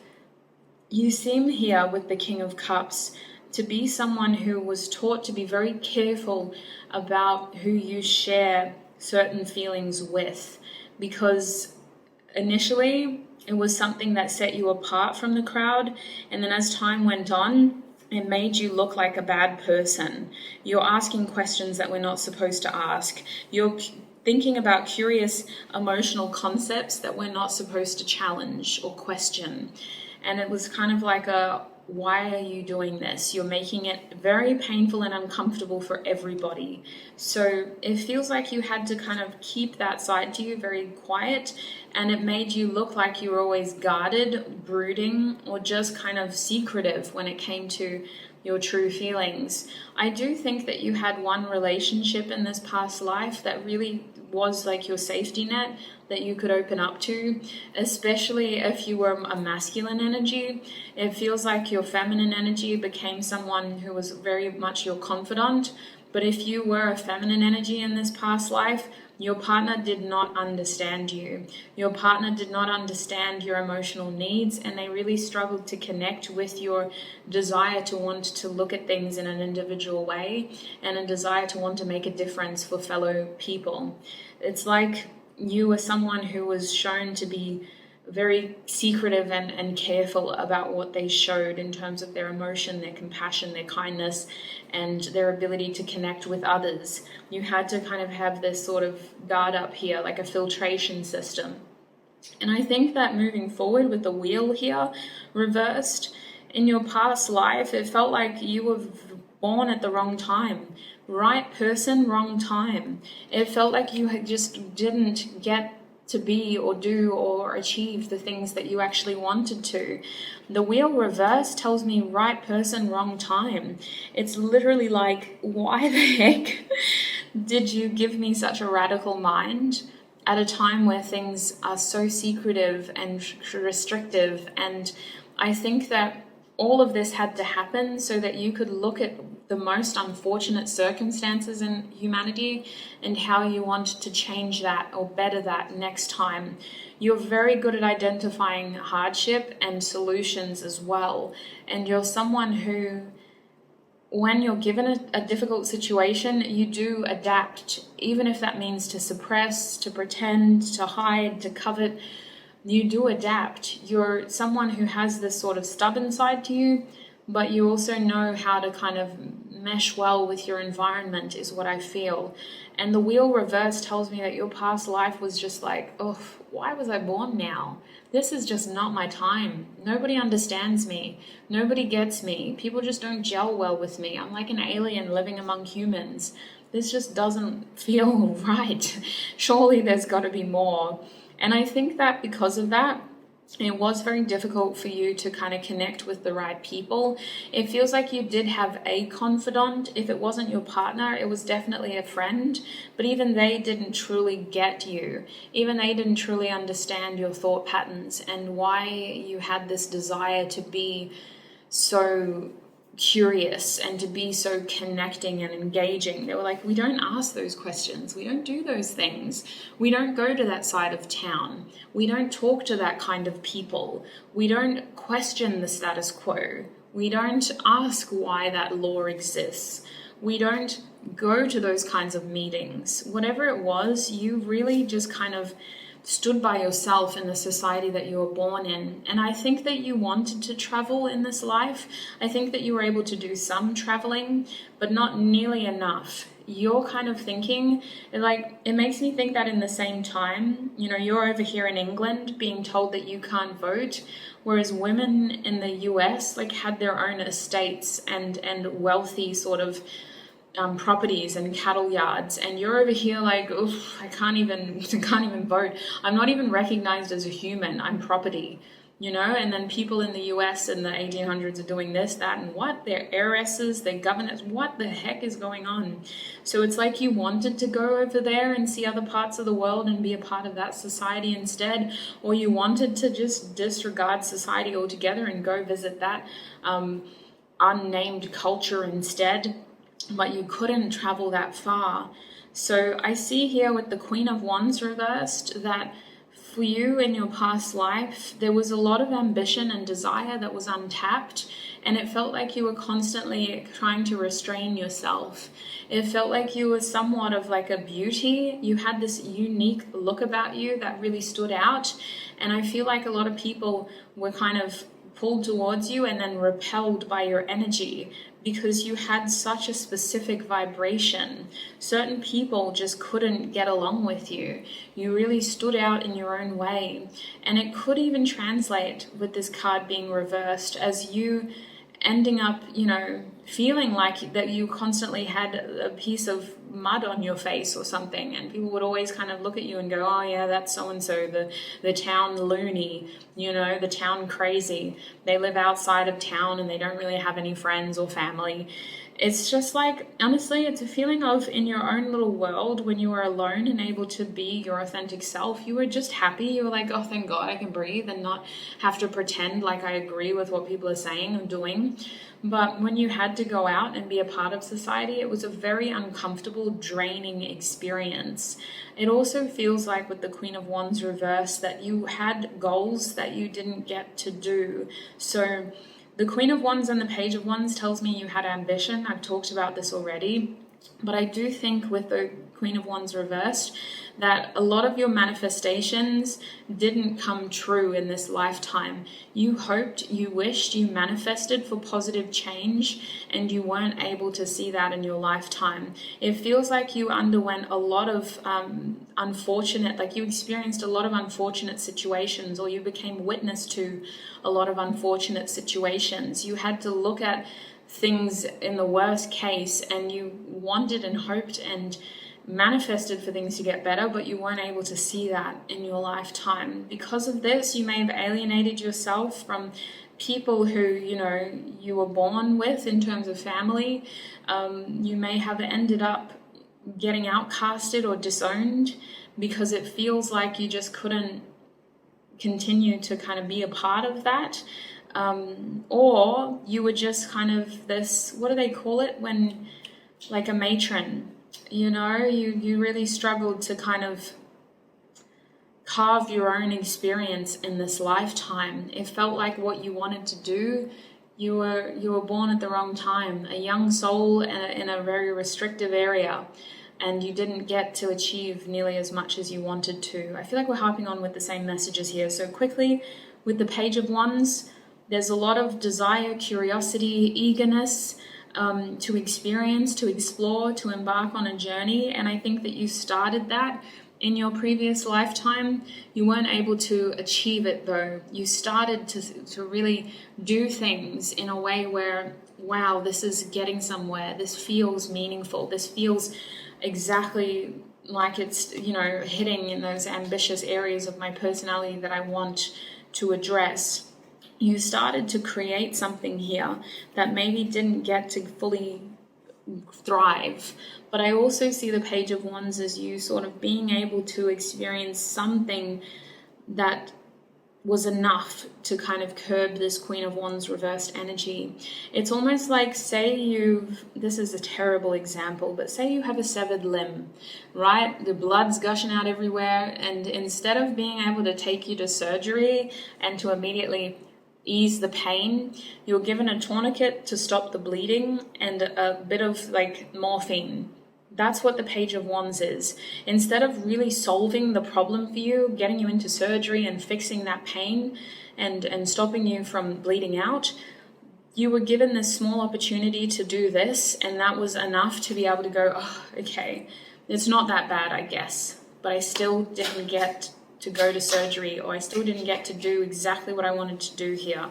Terrible example, but that's just to put it into context. So that's what I'm seeing here with the Page of Wands. You have a very resilient energy because of this past life. Now we're going to have a look at how this past impacts your present. So for group 3, please, Spirit. How does group 3's past life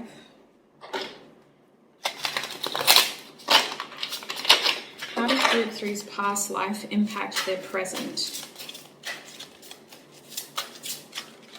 We have the 7 of Pentacles and the upright, excuse me, I'm so used to saying reverse now. How does their past life impact their present? We have the Devil. How does their past life impact their present? We have the 5 of Pentacles. Wow. And we also have, how does their past life impact their present, Spirit?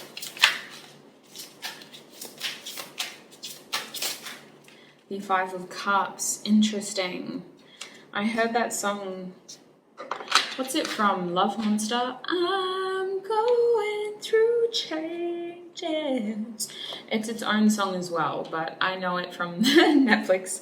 We also have the 7 of Swords as your bottom deck energy. Yeah, you are so good at reading people in this life. You were the master at covering up and hiding and suppressing and observing. You're very aware of people.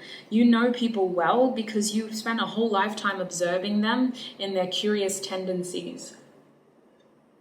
You spent a lot of your youth trying to fit in before finally just going, you know what, I'm going to be that wild person that lives at the corner of the village, you know? So you're very aware of people and you're very good at telling when people lie to you. And the way that your past life impacts your present is that you have this desire to kind of do things in a compassionate way that is not limited by the feminine's passive energy.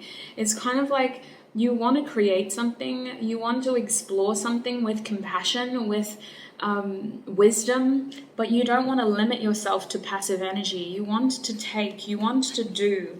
You have this sort of feminine and masculine qualities in you that you are learning to balance and to foster equally in this lifetime. With Mars here, you're learning to be very assertive as well as nurturing and kind at the same time in this lifetime. You're trying not to be destructive. You're trying not to be sort of a pusher to the point where you don't achieve anything, but you are trying to get something done through empathy, through wisdom, through this idea of doing better, not just destroying. And I think that's why 9 is here as well. You want to master something in this lifetime. You want to reach a point of, I have achieved and I am happy with the amount of achievement that I've created. I think that 9 is also about using the wisdom that you've gained in your previous life to actually do some good now. I also consider 9 to be like, you do still have an individuality complex in the sense of there's a part of you that thinks that you work better by yourself. There's a part of you that thinks that you do really well alone, and that will struggle to kind of make those physical connections in this lifetime because you do think that you do better alone and you don't want to be jeopardized by other people's opinions or energy. You're just like, you know what, I can do this. I got my back. I think that this lifetime for you is about really pushing your physical limits and really testing attachments and the way that things work, to put it in a more general term. In your tarot, we know that you're someone who can really read people well. We also know with this card that you're someone who can really selectively kind of move through conversations. You kind of act like a fly on the wall in certain situations. Your past life taught you to be discreet in certain settings to get information that you wouldn't otherwise be able to get. You know when to bide your time and bite your tongue in order to really get a better sense of the picture. If you talk too soon, you would have cut that person off and outed yourself as an opposing force rather than someone who is a confident, an ally, and able to get all that information. You feel like a double agent in this lifetime. You're very objective, and you do that to be able to forge more individual opinions about your experiences, if that makes sense. You're able to kind of sit on the fence, look over both sides and go, yeah, nah, this side's better. But I wouldn't have known that if I just, stayed here. I wouldn't have known that that side was like this if I wasn't sitting on the fence and I was able to get information from both sides. I hope that makes sense. You could apply that to so many contexts. But I see with the 7 of Pentacles that in this lifetime you're very patient because you know that you do have time in this lifetime to accomplish a lot more. You have this ability to want to invest in the right things and to be very careful about where you do and how you do sow your seeds. Your effort, your energy, and your time are going to be your greatest sort of resources in this lifetime, and I feel that you're going to be very selective over all of that. Once you find something that is worthy of your time, your effort, and your energy, you will commit to it and see it to the end. I think that with the 7 here, it has to have purpose though. It has to have a sense of like, this is what I want and this is why I want it. Not just I impulsively wanted to do this and it seemed like a good idea at the time. A lot of your actions have intention and meaning behind them and clear purpose. This lifetime for you is about achieving something that you weren't able to back here, and it feels like it has a very practical stance. It could be a career, a very specific goal when it comes to achieving, but it has a deeper purpose and meaning behind it. And the way that you do that is through a lot of patience, is through a lot of continual effort over a long period of time. With the Devil reversed, you are supposed to break out of a lot of restricting situations. You are supposed to be someone who can still identify, these unfair situations and also the solutions as well, if that makes sense. You're someone who is supposed to be very careful about who you partner up with. You're not supposed to just get cozy and comfortable with everyone just because they feel good, taste good, smell good, look good. You're very selective over your partnerships, over your relationships. And I think that when you're younger in this lifetime, you relearn that lesson from your previous life by getting attracted to bad people who do bad things for you, in the sense of they trigger parts of you that make you realize I do better alone. That kind of personality is not someone I need in my life. I have everything I need. You're a very well-balanced individual in this lifetime, and you achieve that by that awareness, by awakening it at a young age through someone who is very much a bad influence on you. They show you how certain types of relationships can be very codependent, can be very manipulative, or can just be very distracting from more meaningful things in life, and they can be very instantly gratifying but not very suitable in the long term. They don't actually fulfill that gratifying need within us over the long term.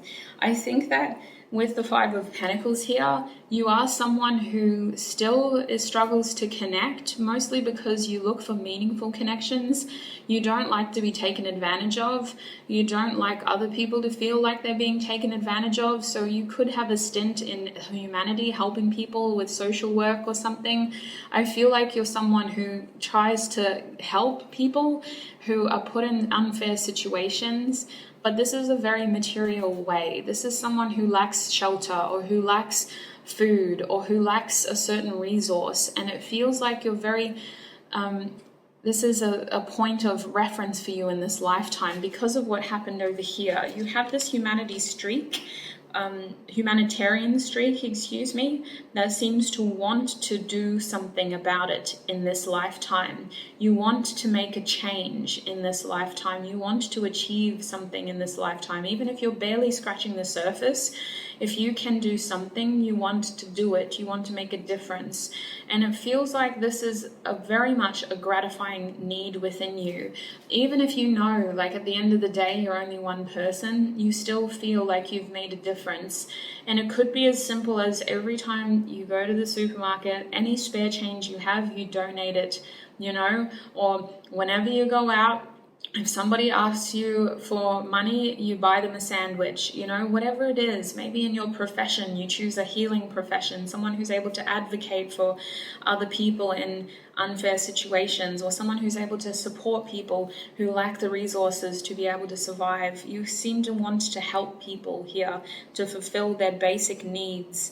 And with the Five of Cups, it does feel like you definitely learn more about humanity through emotional connections as well.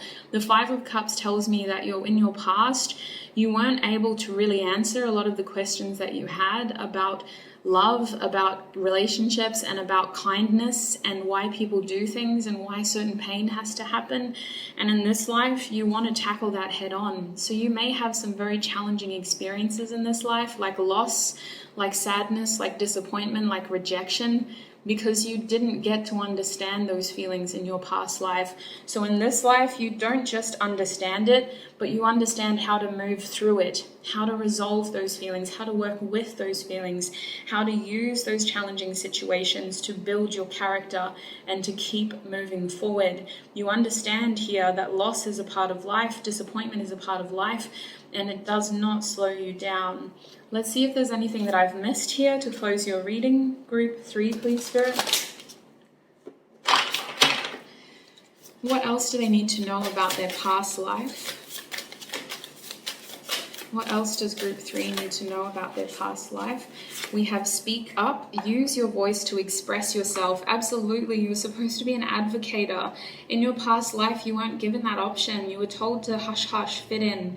Stop talking so loudly. In this life, you have the chance to use your voice to help others and to, at the very least, express your individuality.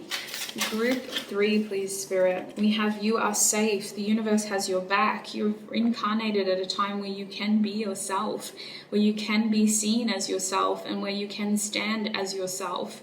You're incarnated at a time where you can really embrace aspects of yourself that weren't able to be. Otherwise, you were put in an unsafe situation. You were told that you were hurting other people, or that you had to change your personality. Your past self was looking forward to this for a long time, because you share the same qualities as you did back then, but the circumstances now are different, and you have the opportunity now to be safe while also being yourself. Group 3, please, Spirit. We also have rest. Give yourself time to recuperate. And I think that this card is also about that balance, moving forward without destroying things, and staying still without, with wisdom, not without, getting something done. Because in this lifetime, you do want to do something about these big feelings, these big thoughts that you have, but you have to do it in the best way. So you've got to balance both those energies, and you've got to come to some sort of understanding of how to do that. And I think that in order to do that, you're going to have to re-trigger these previous lessons through some pretty challenging situations, especially with the Devil reversed and the Five of Cups here. You're going to experience loss, you're going to experience codependency, you're going to experience disappointment, rejection, and why certain relationships aren't healthy. And after you experience those things, it's very important that you rest and give yourself time to recuperate. What else does Group 3 need to know about their past life, Spirit? Happy endings. Yes, this lifetime is really about achieving things that you didn't get to before. You were dreaming about this. This lifetime is a beautiful chapter in your overall journey.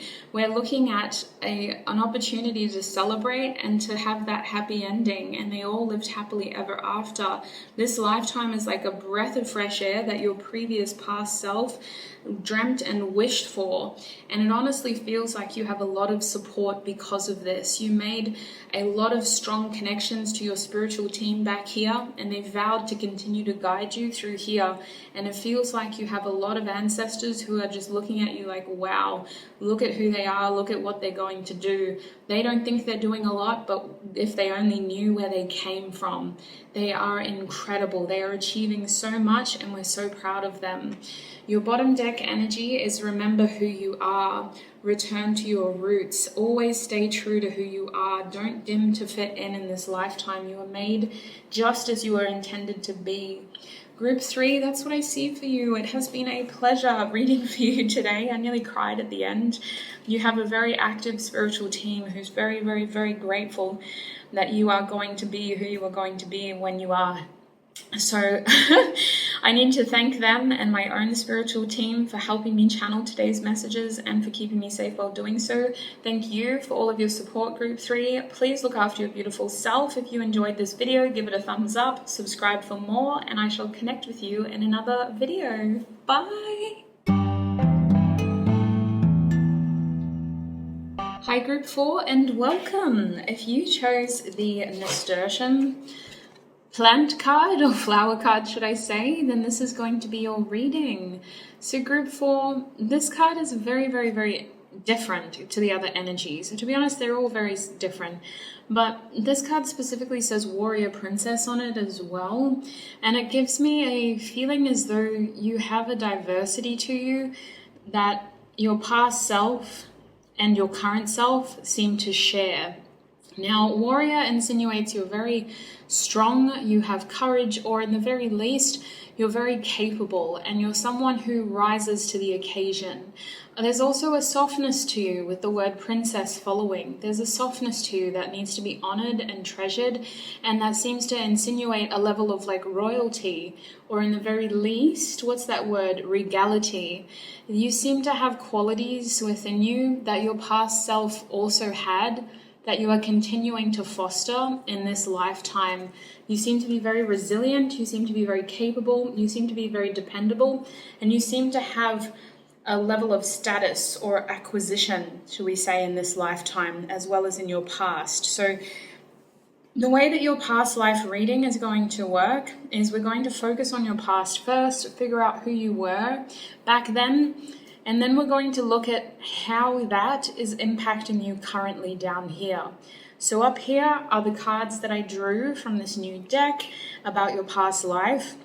I did draw these cards off camera because it is a new deck and it's heavily focused on astrology, which is something I'm passionate about, but by no means a professional in. So I did have to get myself comfortable and familiar with certain terms off camera before we were ready to start your reading. So looking at your past life, Group 4, I see Capricorn over here in the reverse position. And when I think of Capricorn, I really do think of work. I think of meaning, I think of success, I think of wanting to really hustle and create something, wanting to be like a legacy sort of holder, or wanting to achieve, wanting to really push. And for this card to be reversed, it feels like you weren't able to achieve your life's mission, which is why I think Midhaven is also here reversed. It's like you knew what you wanted, you knew what you were interested in, but you just weren't able to achieve that within this lifetime. You weren't able to get to a point where you were satisfied with your achievements. And the number 6 in the middle here seems to play into a similar energy. It's like you had to balance that desire with something else in your life. When I think of the number 6, I think of helping other people, I think of balance, I think of our relationships a little bit, but I think more of this feeling of inner union and of helping people that we really, really, really care and love about as well. So, I don't know, there's an interesting energy here with your past life. It's like you knew what you wanted to do in life. You had a very clear career in mind, or you had an idea of what you wanted to do at least, but you didn't get to kind of achieve that in this lifetime. And I just want to say I'm using a new deck and it has silver foil on the edge, but some of the silver is coming off. So if you see little specks on the table, it's because of the silver foil that's falling off this new deck. It's very new. First time I'm using it, so you're going to see a little bit of that in this reading. But yeah, as I was saying, there's just this feeling as though there were other things that were more important in this lifetime and that took more precedence over these other goals that you had in mind.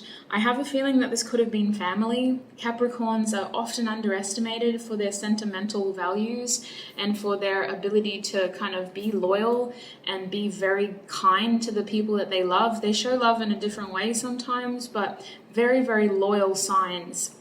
And with this influence from Saturn that Capricorn brings, it feels like there was a strong focus on tradition maybe, or just upholding family, putting family first, to the point where, for Midhaven and Capricorn to be reversed, you weren't able to kind of achieve your career-based goals or the things that felt like your driving points of purpose. I do think, though, that you had a very enriching past life. I do think that all these cards are suggesting that you were happy, you felt balanced, you felt like you had close, meaningful connections. And it also seems like you were someone that brought a lot of flavor to those around you. The main reason I'm adding that in is because nasturtium to me is a plant that you can eat as well. So it just feels like you were someone who meant something to the people that you were reincarnated with in this lifetime. It felt like you had meaningful connections and people who genuinely looked up to you, potentially depended on you and relied on you and saw you as like a loving part of their life. So while you didn't get to kind of achieve everything you wanted in terms of a legacy, you were able to create strong connections. And I want to get tarot now to really sort of delve into that and have a deep look at what your past life was really like. We've got these oracle cards to kind of pave the way. Now we're going to get more specific with tarot. So Spirit, group 4, who were they in a past life? We have Mercury coming out for you in the upright. Who was group 4 in a past life? We have the 3 of Pentacles over here. Oh, hello, Queen. I didn't realize she was naked. We have the 6 of Swords in the reverse. Who was group 4 in a past life? Oh my gosh, she looks like somebody I went to school with. It's definitely not, though. Different eye color. We also have the Hierophant in the reverse. Wow, yeah. You know, bottom deck energy is the Wheel of Fortune reversed at this stage. Your past life was interesting, sweets. I mean, I want to say that you definitely passed on, in terms of you passed away with some regrets. But it feels like you definitely were able to create a beautiful community around you of people that you genuinely cared about, that you knew they had your back. There was a lot of love. There was a strong sense of like community and connection. it still feels like there was something that was unresolved at the time that you passed. And I think that's standing out because it is impacting your current circumstances. It feels like you were supposed to go back and do more. You're supposed to go back and finally do this and finally share this and finally create this. But anyway, let's have a look at what happened in your past life in order to figure out why it's impacting your present. We got Mercury coming out first, and this card is interesting. It shows Mercury, the planet, but it also shows 3 cobras with wings. And I think that the 3, to me, is very symbolic of the 3rd house and just this idea of like community, connection, and just sort of that 3rd degree of connection as well. It's interesting for you. It feels like you were someone that a lot of people came to know, like you had a lot of acquaintances, or you had like a community around you. It feels like a lot of people knew about you. Group 4, you were someone who, not necessarily in a famous way, like it's not like that you were public knowledge or anything, but it feels like you had a lot of acquaintances. A lot of people knew of you. You met a lot of people in this lifetime. I don't get the sense, maybe you did travel actually with the 6 of Swords here reversed. You might have been someone who did a lot of traveling. Honestly, it feels like a very simple time. This past life, it may not have been your most recent past life, but it is the one that seems to be most impacting your present. Because in this past life, things were very much about connection, and you seemed to be very connected to the right people. You had a close relationship with family and with a select group of friends who were basically like family as well. The 3 of Pentacles tells me that you were always with the same group of people and that you were someone who worked well with other people as well. Like you wanted to support, it was like a group effort. I also think that the 3 of Pentacles is saying that a lot of people admired you and looked up to you, and you were almost like sought out for your work. You were able to create something in this lifetime that people admired you for. Your work could have been linked to natural sort of properties, like you could have been like a naturopath or something. You do have a healing ability within you, and we know that nasturtium is like an edible flower, so it feels like you had healing abilities, but people admired you. And this card, all the mushrooms, I mean, you could have been someone that people came to for advice, to be honest with you, like as kind of someone who would offer them support and assistance. And it feels like a very hands-on way of helping people. It wasn't like you were here fixing them or doing things for them. It's like, okay, what's your problem? Sit down, tell me. Wow, here's what we can do about it. Here's how I can help you with this. And then you both, like together, helped this person with their issue. Your previous lifetime, it was one that kind of put you into these kind of collaborative efforts where you were always working with people and people were getting an opportunity to see you and admire you. And it feels like this was a very practical thing, like it was very hands-on. It seems to have something to do with nature, but it was also like your work, your business, how you were known and how people came to know of you. The way that you communicated in this lifetime was very helpful, and it feels like a lot of people sought you out for that. You're able to help people with your communication and with your knowledge. You do seem to be someone who offers some sort of healing, and it feels like you could have traveled for this. With the 6 of Swords reversed, there's a few complex messages here. The one that I want to continue on about is this healing narrative, where this implies that you helped people troubleshoot issues and problems and past pain and sort of, I'm hearing regressive stuff. So things that weren't obvious to them, you helped them identify. To be honest with you, I'm seeing images of like villages and shamans, so take it if it resonates. It could be something that is linked to you, you know, like this feeling of being able to help people realize things about themselves by bringing awakenings. And all these psychedelic mushrooms are making me think of that as well, like ayahuasca type of stuff.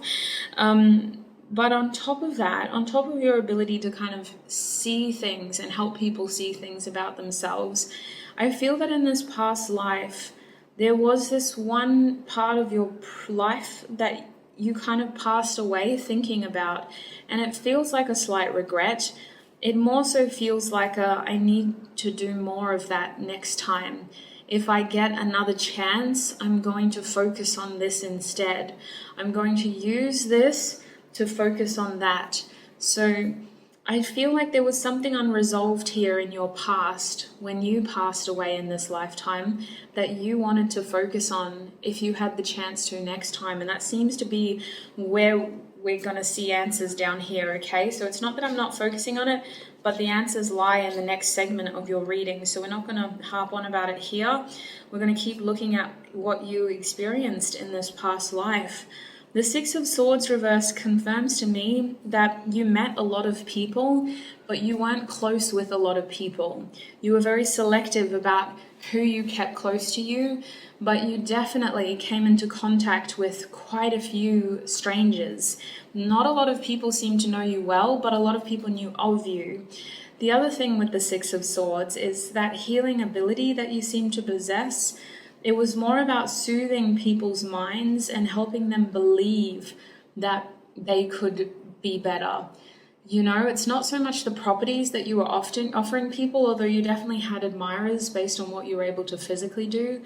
It was more how you used your words to soothe people's minds and consciousnesses. It was like a form of talk therapy back then. But to be honest with you, this lifetime feels very ancient. It feels like it was beyond society as we know it. It feels very primitive and very much about addressing issues and using your way of sort of communicating to curb people's fears. It's that idea that the mind is the most powerful weapon and the most powerful healing tool. And you mastered that in this lifetime.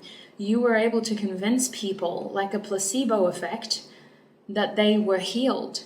And you were able to help people overcome a lot. It feels like you were, for some of you, you were like a counselor, or you were someone who kind of like stood in a room like as an advisor, or someone who was just really helpful in helping people realize things for themselves. And I think that's why the Hierophant is over here as well.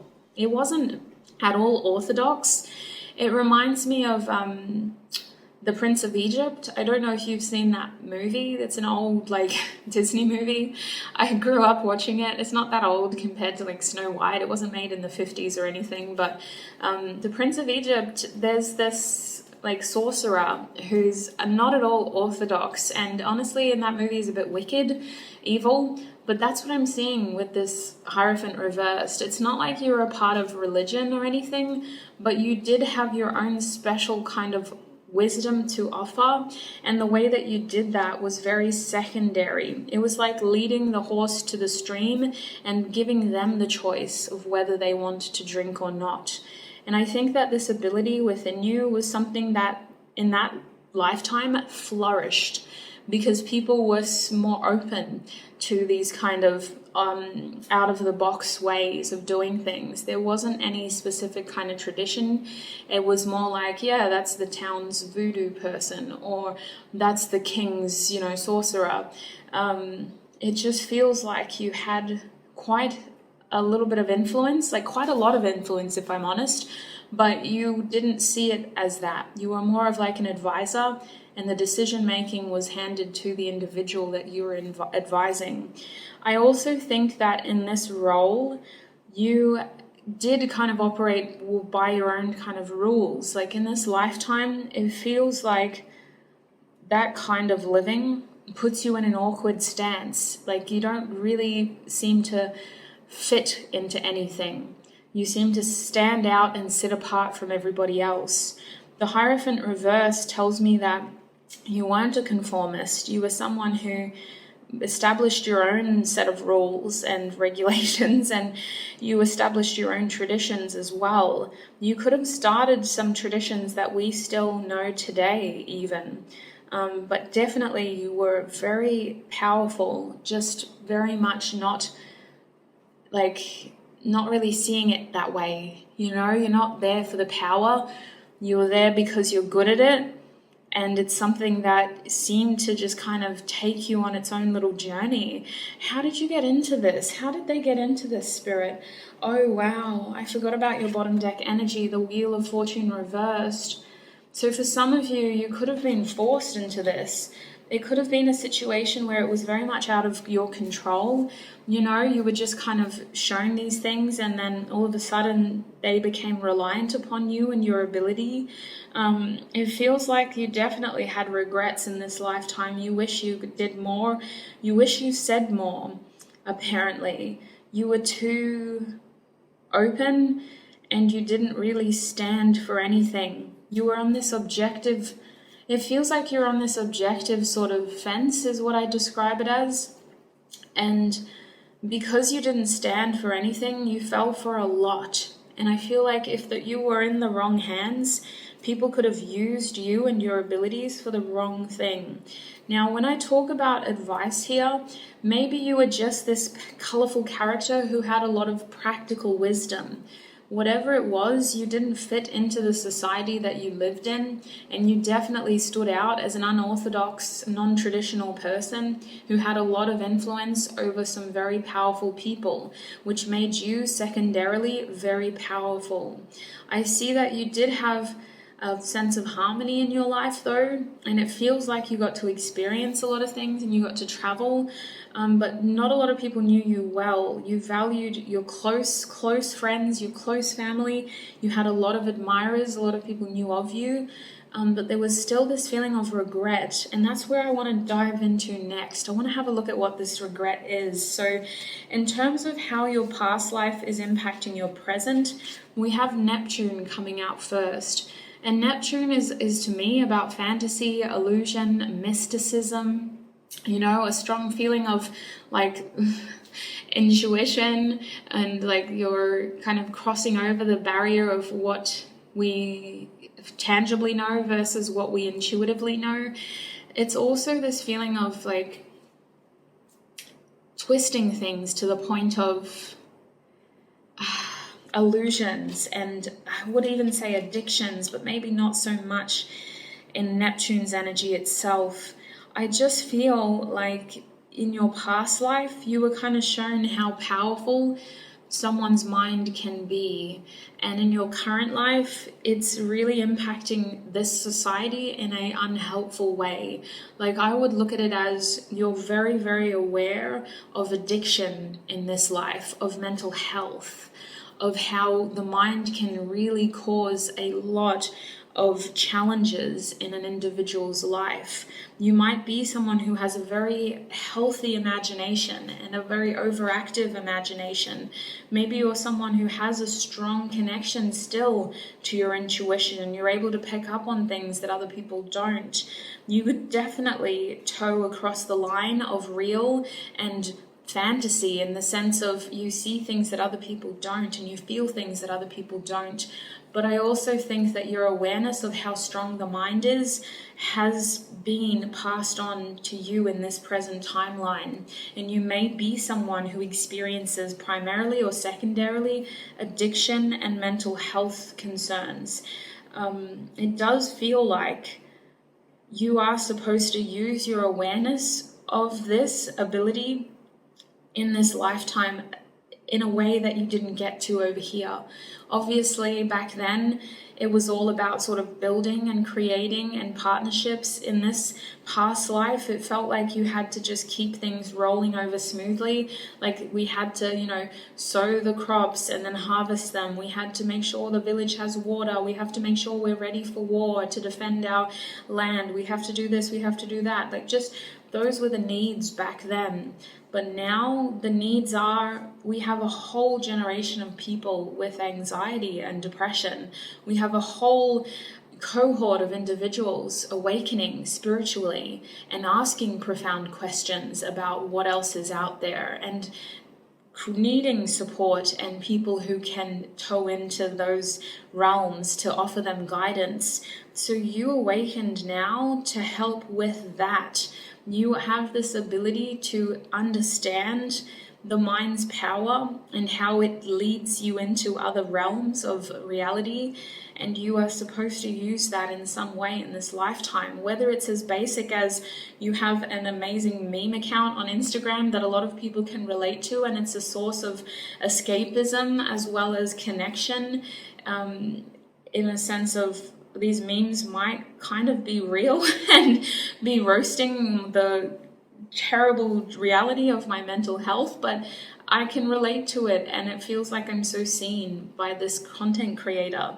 You know, it could be as basic as that to as extreme as you are someone who is supposed to help people go through these tough things by identifying their addictions, by identifying their mental health concerns, by getting on top of those concerns and living with them and knowing how to cope with them and identifying their own intuitive gifts, and by feeling connected to their reality, by not pretending that certain things don't exist. For example, it feels like with the Descendant here, you are supposed to create some pretty meaningful connections in this lifetime.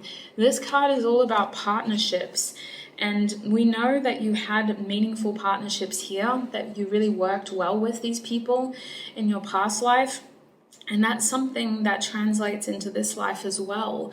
You are someone who is supposed to have meaningful partnerships, at least one in this life. And it makes me think that many of you could, excuse me, I need to have a drink of water.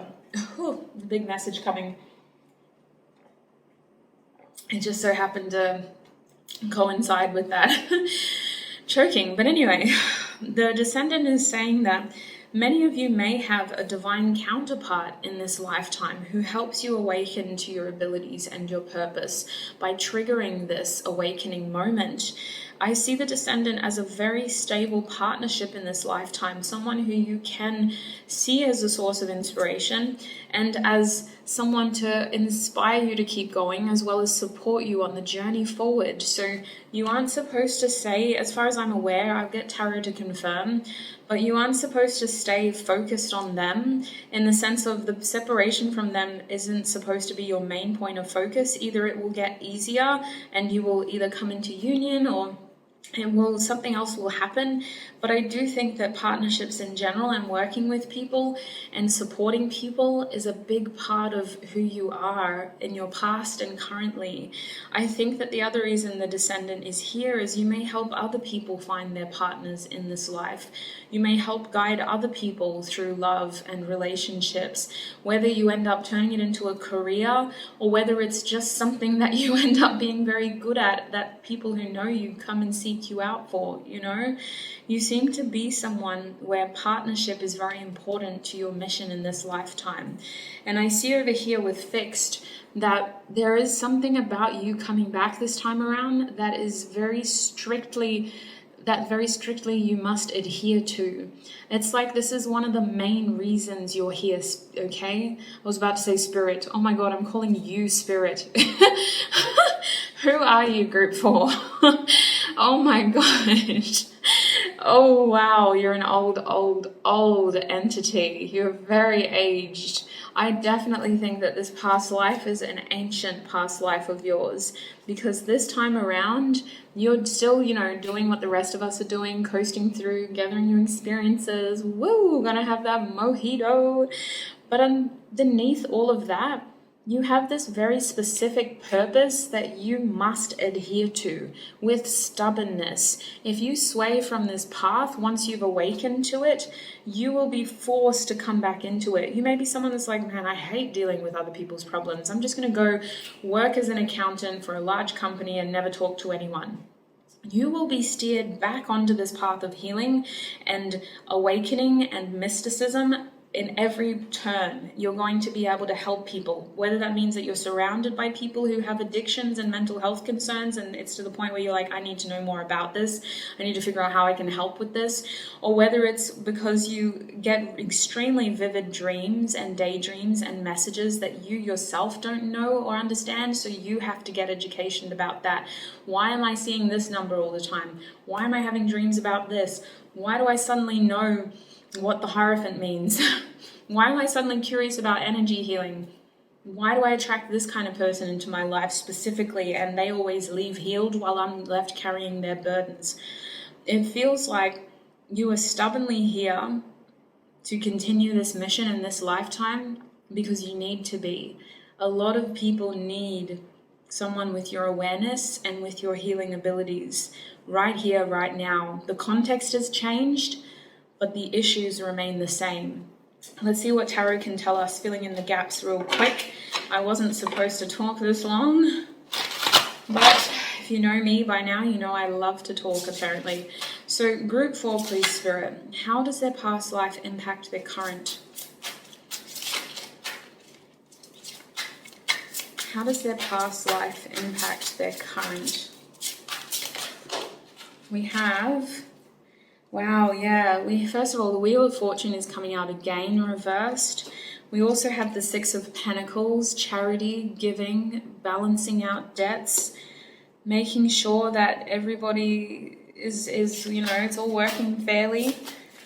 Horus is here as well. Is that Horus or Ra? Humanity, Spirit saying it could be Ra. Group 4, Queen of Pentacles. Yeah, you always were supposed to be successful in doing this. You always were. You're reincarnated specifically at times where your gifts and abilities are accepted to a certain degree. You're someone who people need, so you're never supposed to be shunned or outcasted for it. You're supposed to be embraced, even if you don't get to fully do everything that you want to, which is in the case here. When you reincarnate like this, you do it for the reason and for the purpose of helping other people and for being good at it, for doing it in a way that you're supported by the community that you're in. Even if you stand out and you're a bit unconventional and untraditional, there is still a level of acceptance there where you don't feel like a complete outcast. Group 4, please, Spirit. Excuse me. None of those really flipped over, so I'm going to try ask again. You got a lot of messages, so I do think that you need to do some more, I would say meditation, or past life meditation, some journaling. You could try some automatic writing while listening to certain frequencies. I don't know what the real science is behind that, but I personally have done this, and I've been able to do some pretty incredible things in terms of the information that I got out of it. So, I do think it would be helpful for you to tap into that. You have a strong purpose in this lifetime, and it's being shown that you're supposed to feel supported in what you're doing. Yeah, we have balance as your last tarot card. Beautiful. Let me hold it here one time. Balance. Beautiful. Your bottom deck energy here is the King of Cups. I knew it. There is a strong partnership in this lifetime. But listen, the King of Cups here, that's right, I forgot to tell you, your bottom deck energy in this deck was Pluto reversed. You haven't quite finished what you started. You've got to continue moving forward, continue helping people by bringing these things into the light. And I think with Pluto reversed, the other message behind that is that in this lifetime, you're supposed to take away the shame of the things that people struggle to talk about.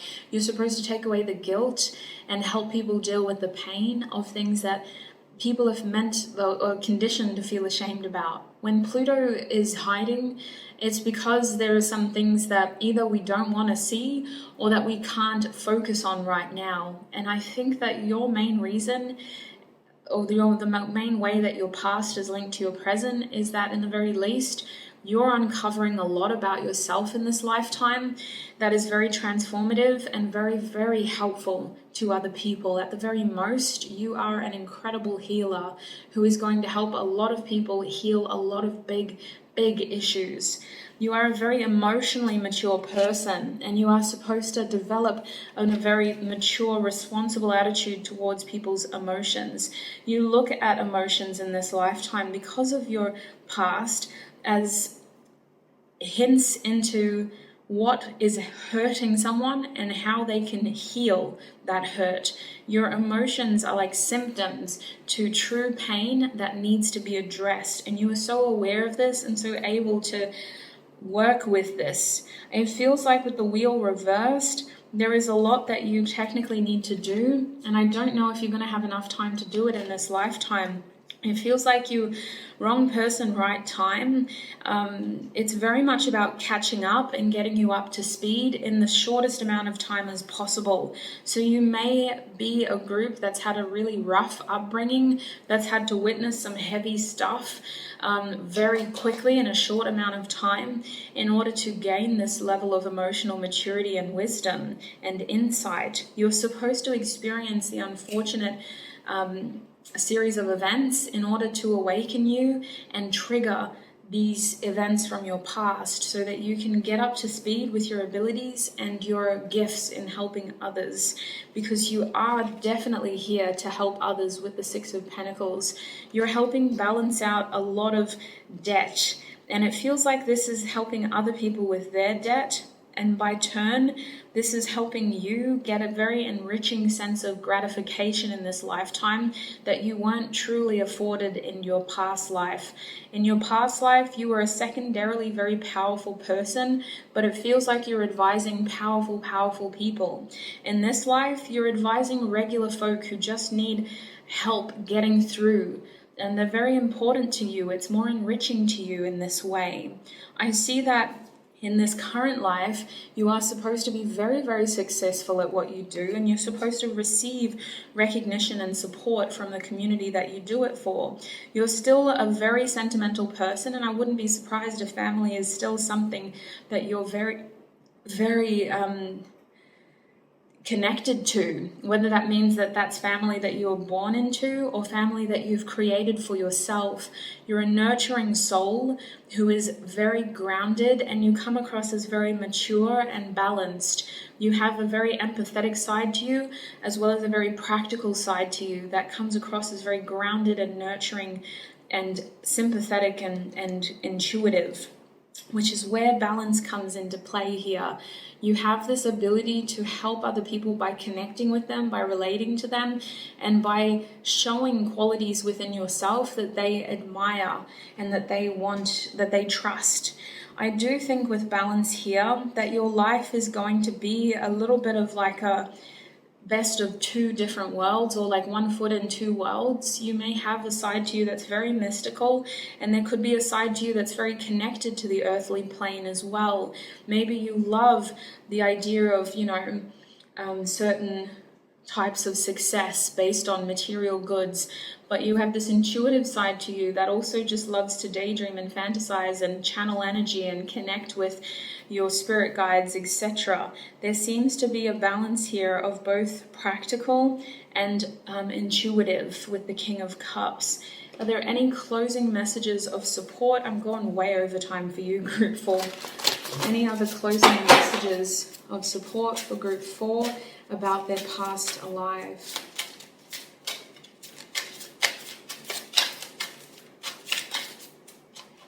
Any other messages of support for Group 4, please, Spirit, about their past life?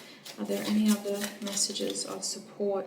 We have listen, silence your mind and pay attention.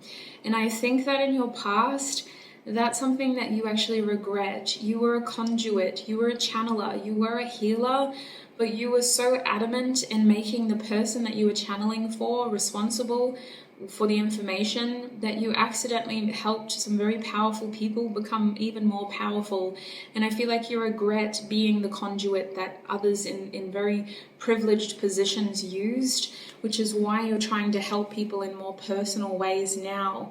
You're trying to use your abilities to actually make a difference now. I also think that you're someone who is, in the very least, just a very intuitive person, and it is supposed to give you an enriching, gratifying life where you use your abilities to help yourself and those around you. Group 4. We also have forgiveness, set yourself free. Because of the childhood that you may struggle to kind of bring yourself into balance by accepting the dual sides of your character, by accepting what happened to you in order for you to have these gifts, and by at least forgiving yourself for needing to go through those things in order to have these gifts. It can be a very challenging experience awakening, because often we have to relive a certain level of trauma that instigated those abilities in the first place. And your past life is so ancient, I wouldn't be surprised if even back then you saw some terrible things. And even if in this life you had to go through certain things that others just don't ever have to witness. But I do think that for your past to continue doing what they want to do now, you do have to kind of give yourself time to catch up and be patient with yourself and forgive yourself for being a human, you know. You're a spirit here having a human experience. There's only so much your body can take as well. Group 4. Is there anything else they need to know? 2 more cards. We have change, new seasons of life. Yeah. You're doing what you did in a different way, and I think that this is also something that could instigate a lot of change in you in this lifetime. You may be very different now to the person who you used to be even just a couple of years ago, for example. And we also have the sun, conscious mind, masculine life force. So this card tells me that in this life, you are supposed to be someone who has a healthy connection to the here and now, as well as to the things that don't run on this timeline. You are someone who is supposed to take a lot of action and achieve a lot in this lifetime through the wisdom of your feminine, intuitive energy. You are supposed to be very connected to this idea of, I have to do this now because I've only got this life, with the wisdom of knowing that you will get another life to finish this off if needed. But there is this healthy balance of conscious, subconscious, masculine, feminine, life force, spirit force. And your bottom deck energy is peace, harmony, and contentment. At the very least, you are supposed to be at peace with the decisions, actions, and efforts you make in this lifetime compared to what happened in your past. Group 4, that's what I'm seeing for you. I have to cut it there. You were my longest group. You had a very interesting message come through here, and it was extremely different to the other groups. So if you feel you have messages in other groups, I do encourage you to have a look, only if you feel called to. I need to thank your spiritual team and my spiritual team for helping me channel all of these messages, and more importantly, for keeping me safe while doing so. I really appreciate you, Group 4. Thank you for all of your support and for joining me and exchanging energy with me here. If you enjoyed this reading, please give it a thumbs up. Be sure to subscribe for more videos, more content, and I shall connect with you very, very soon. Bye!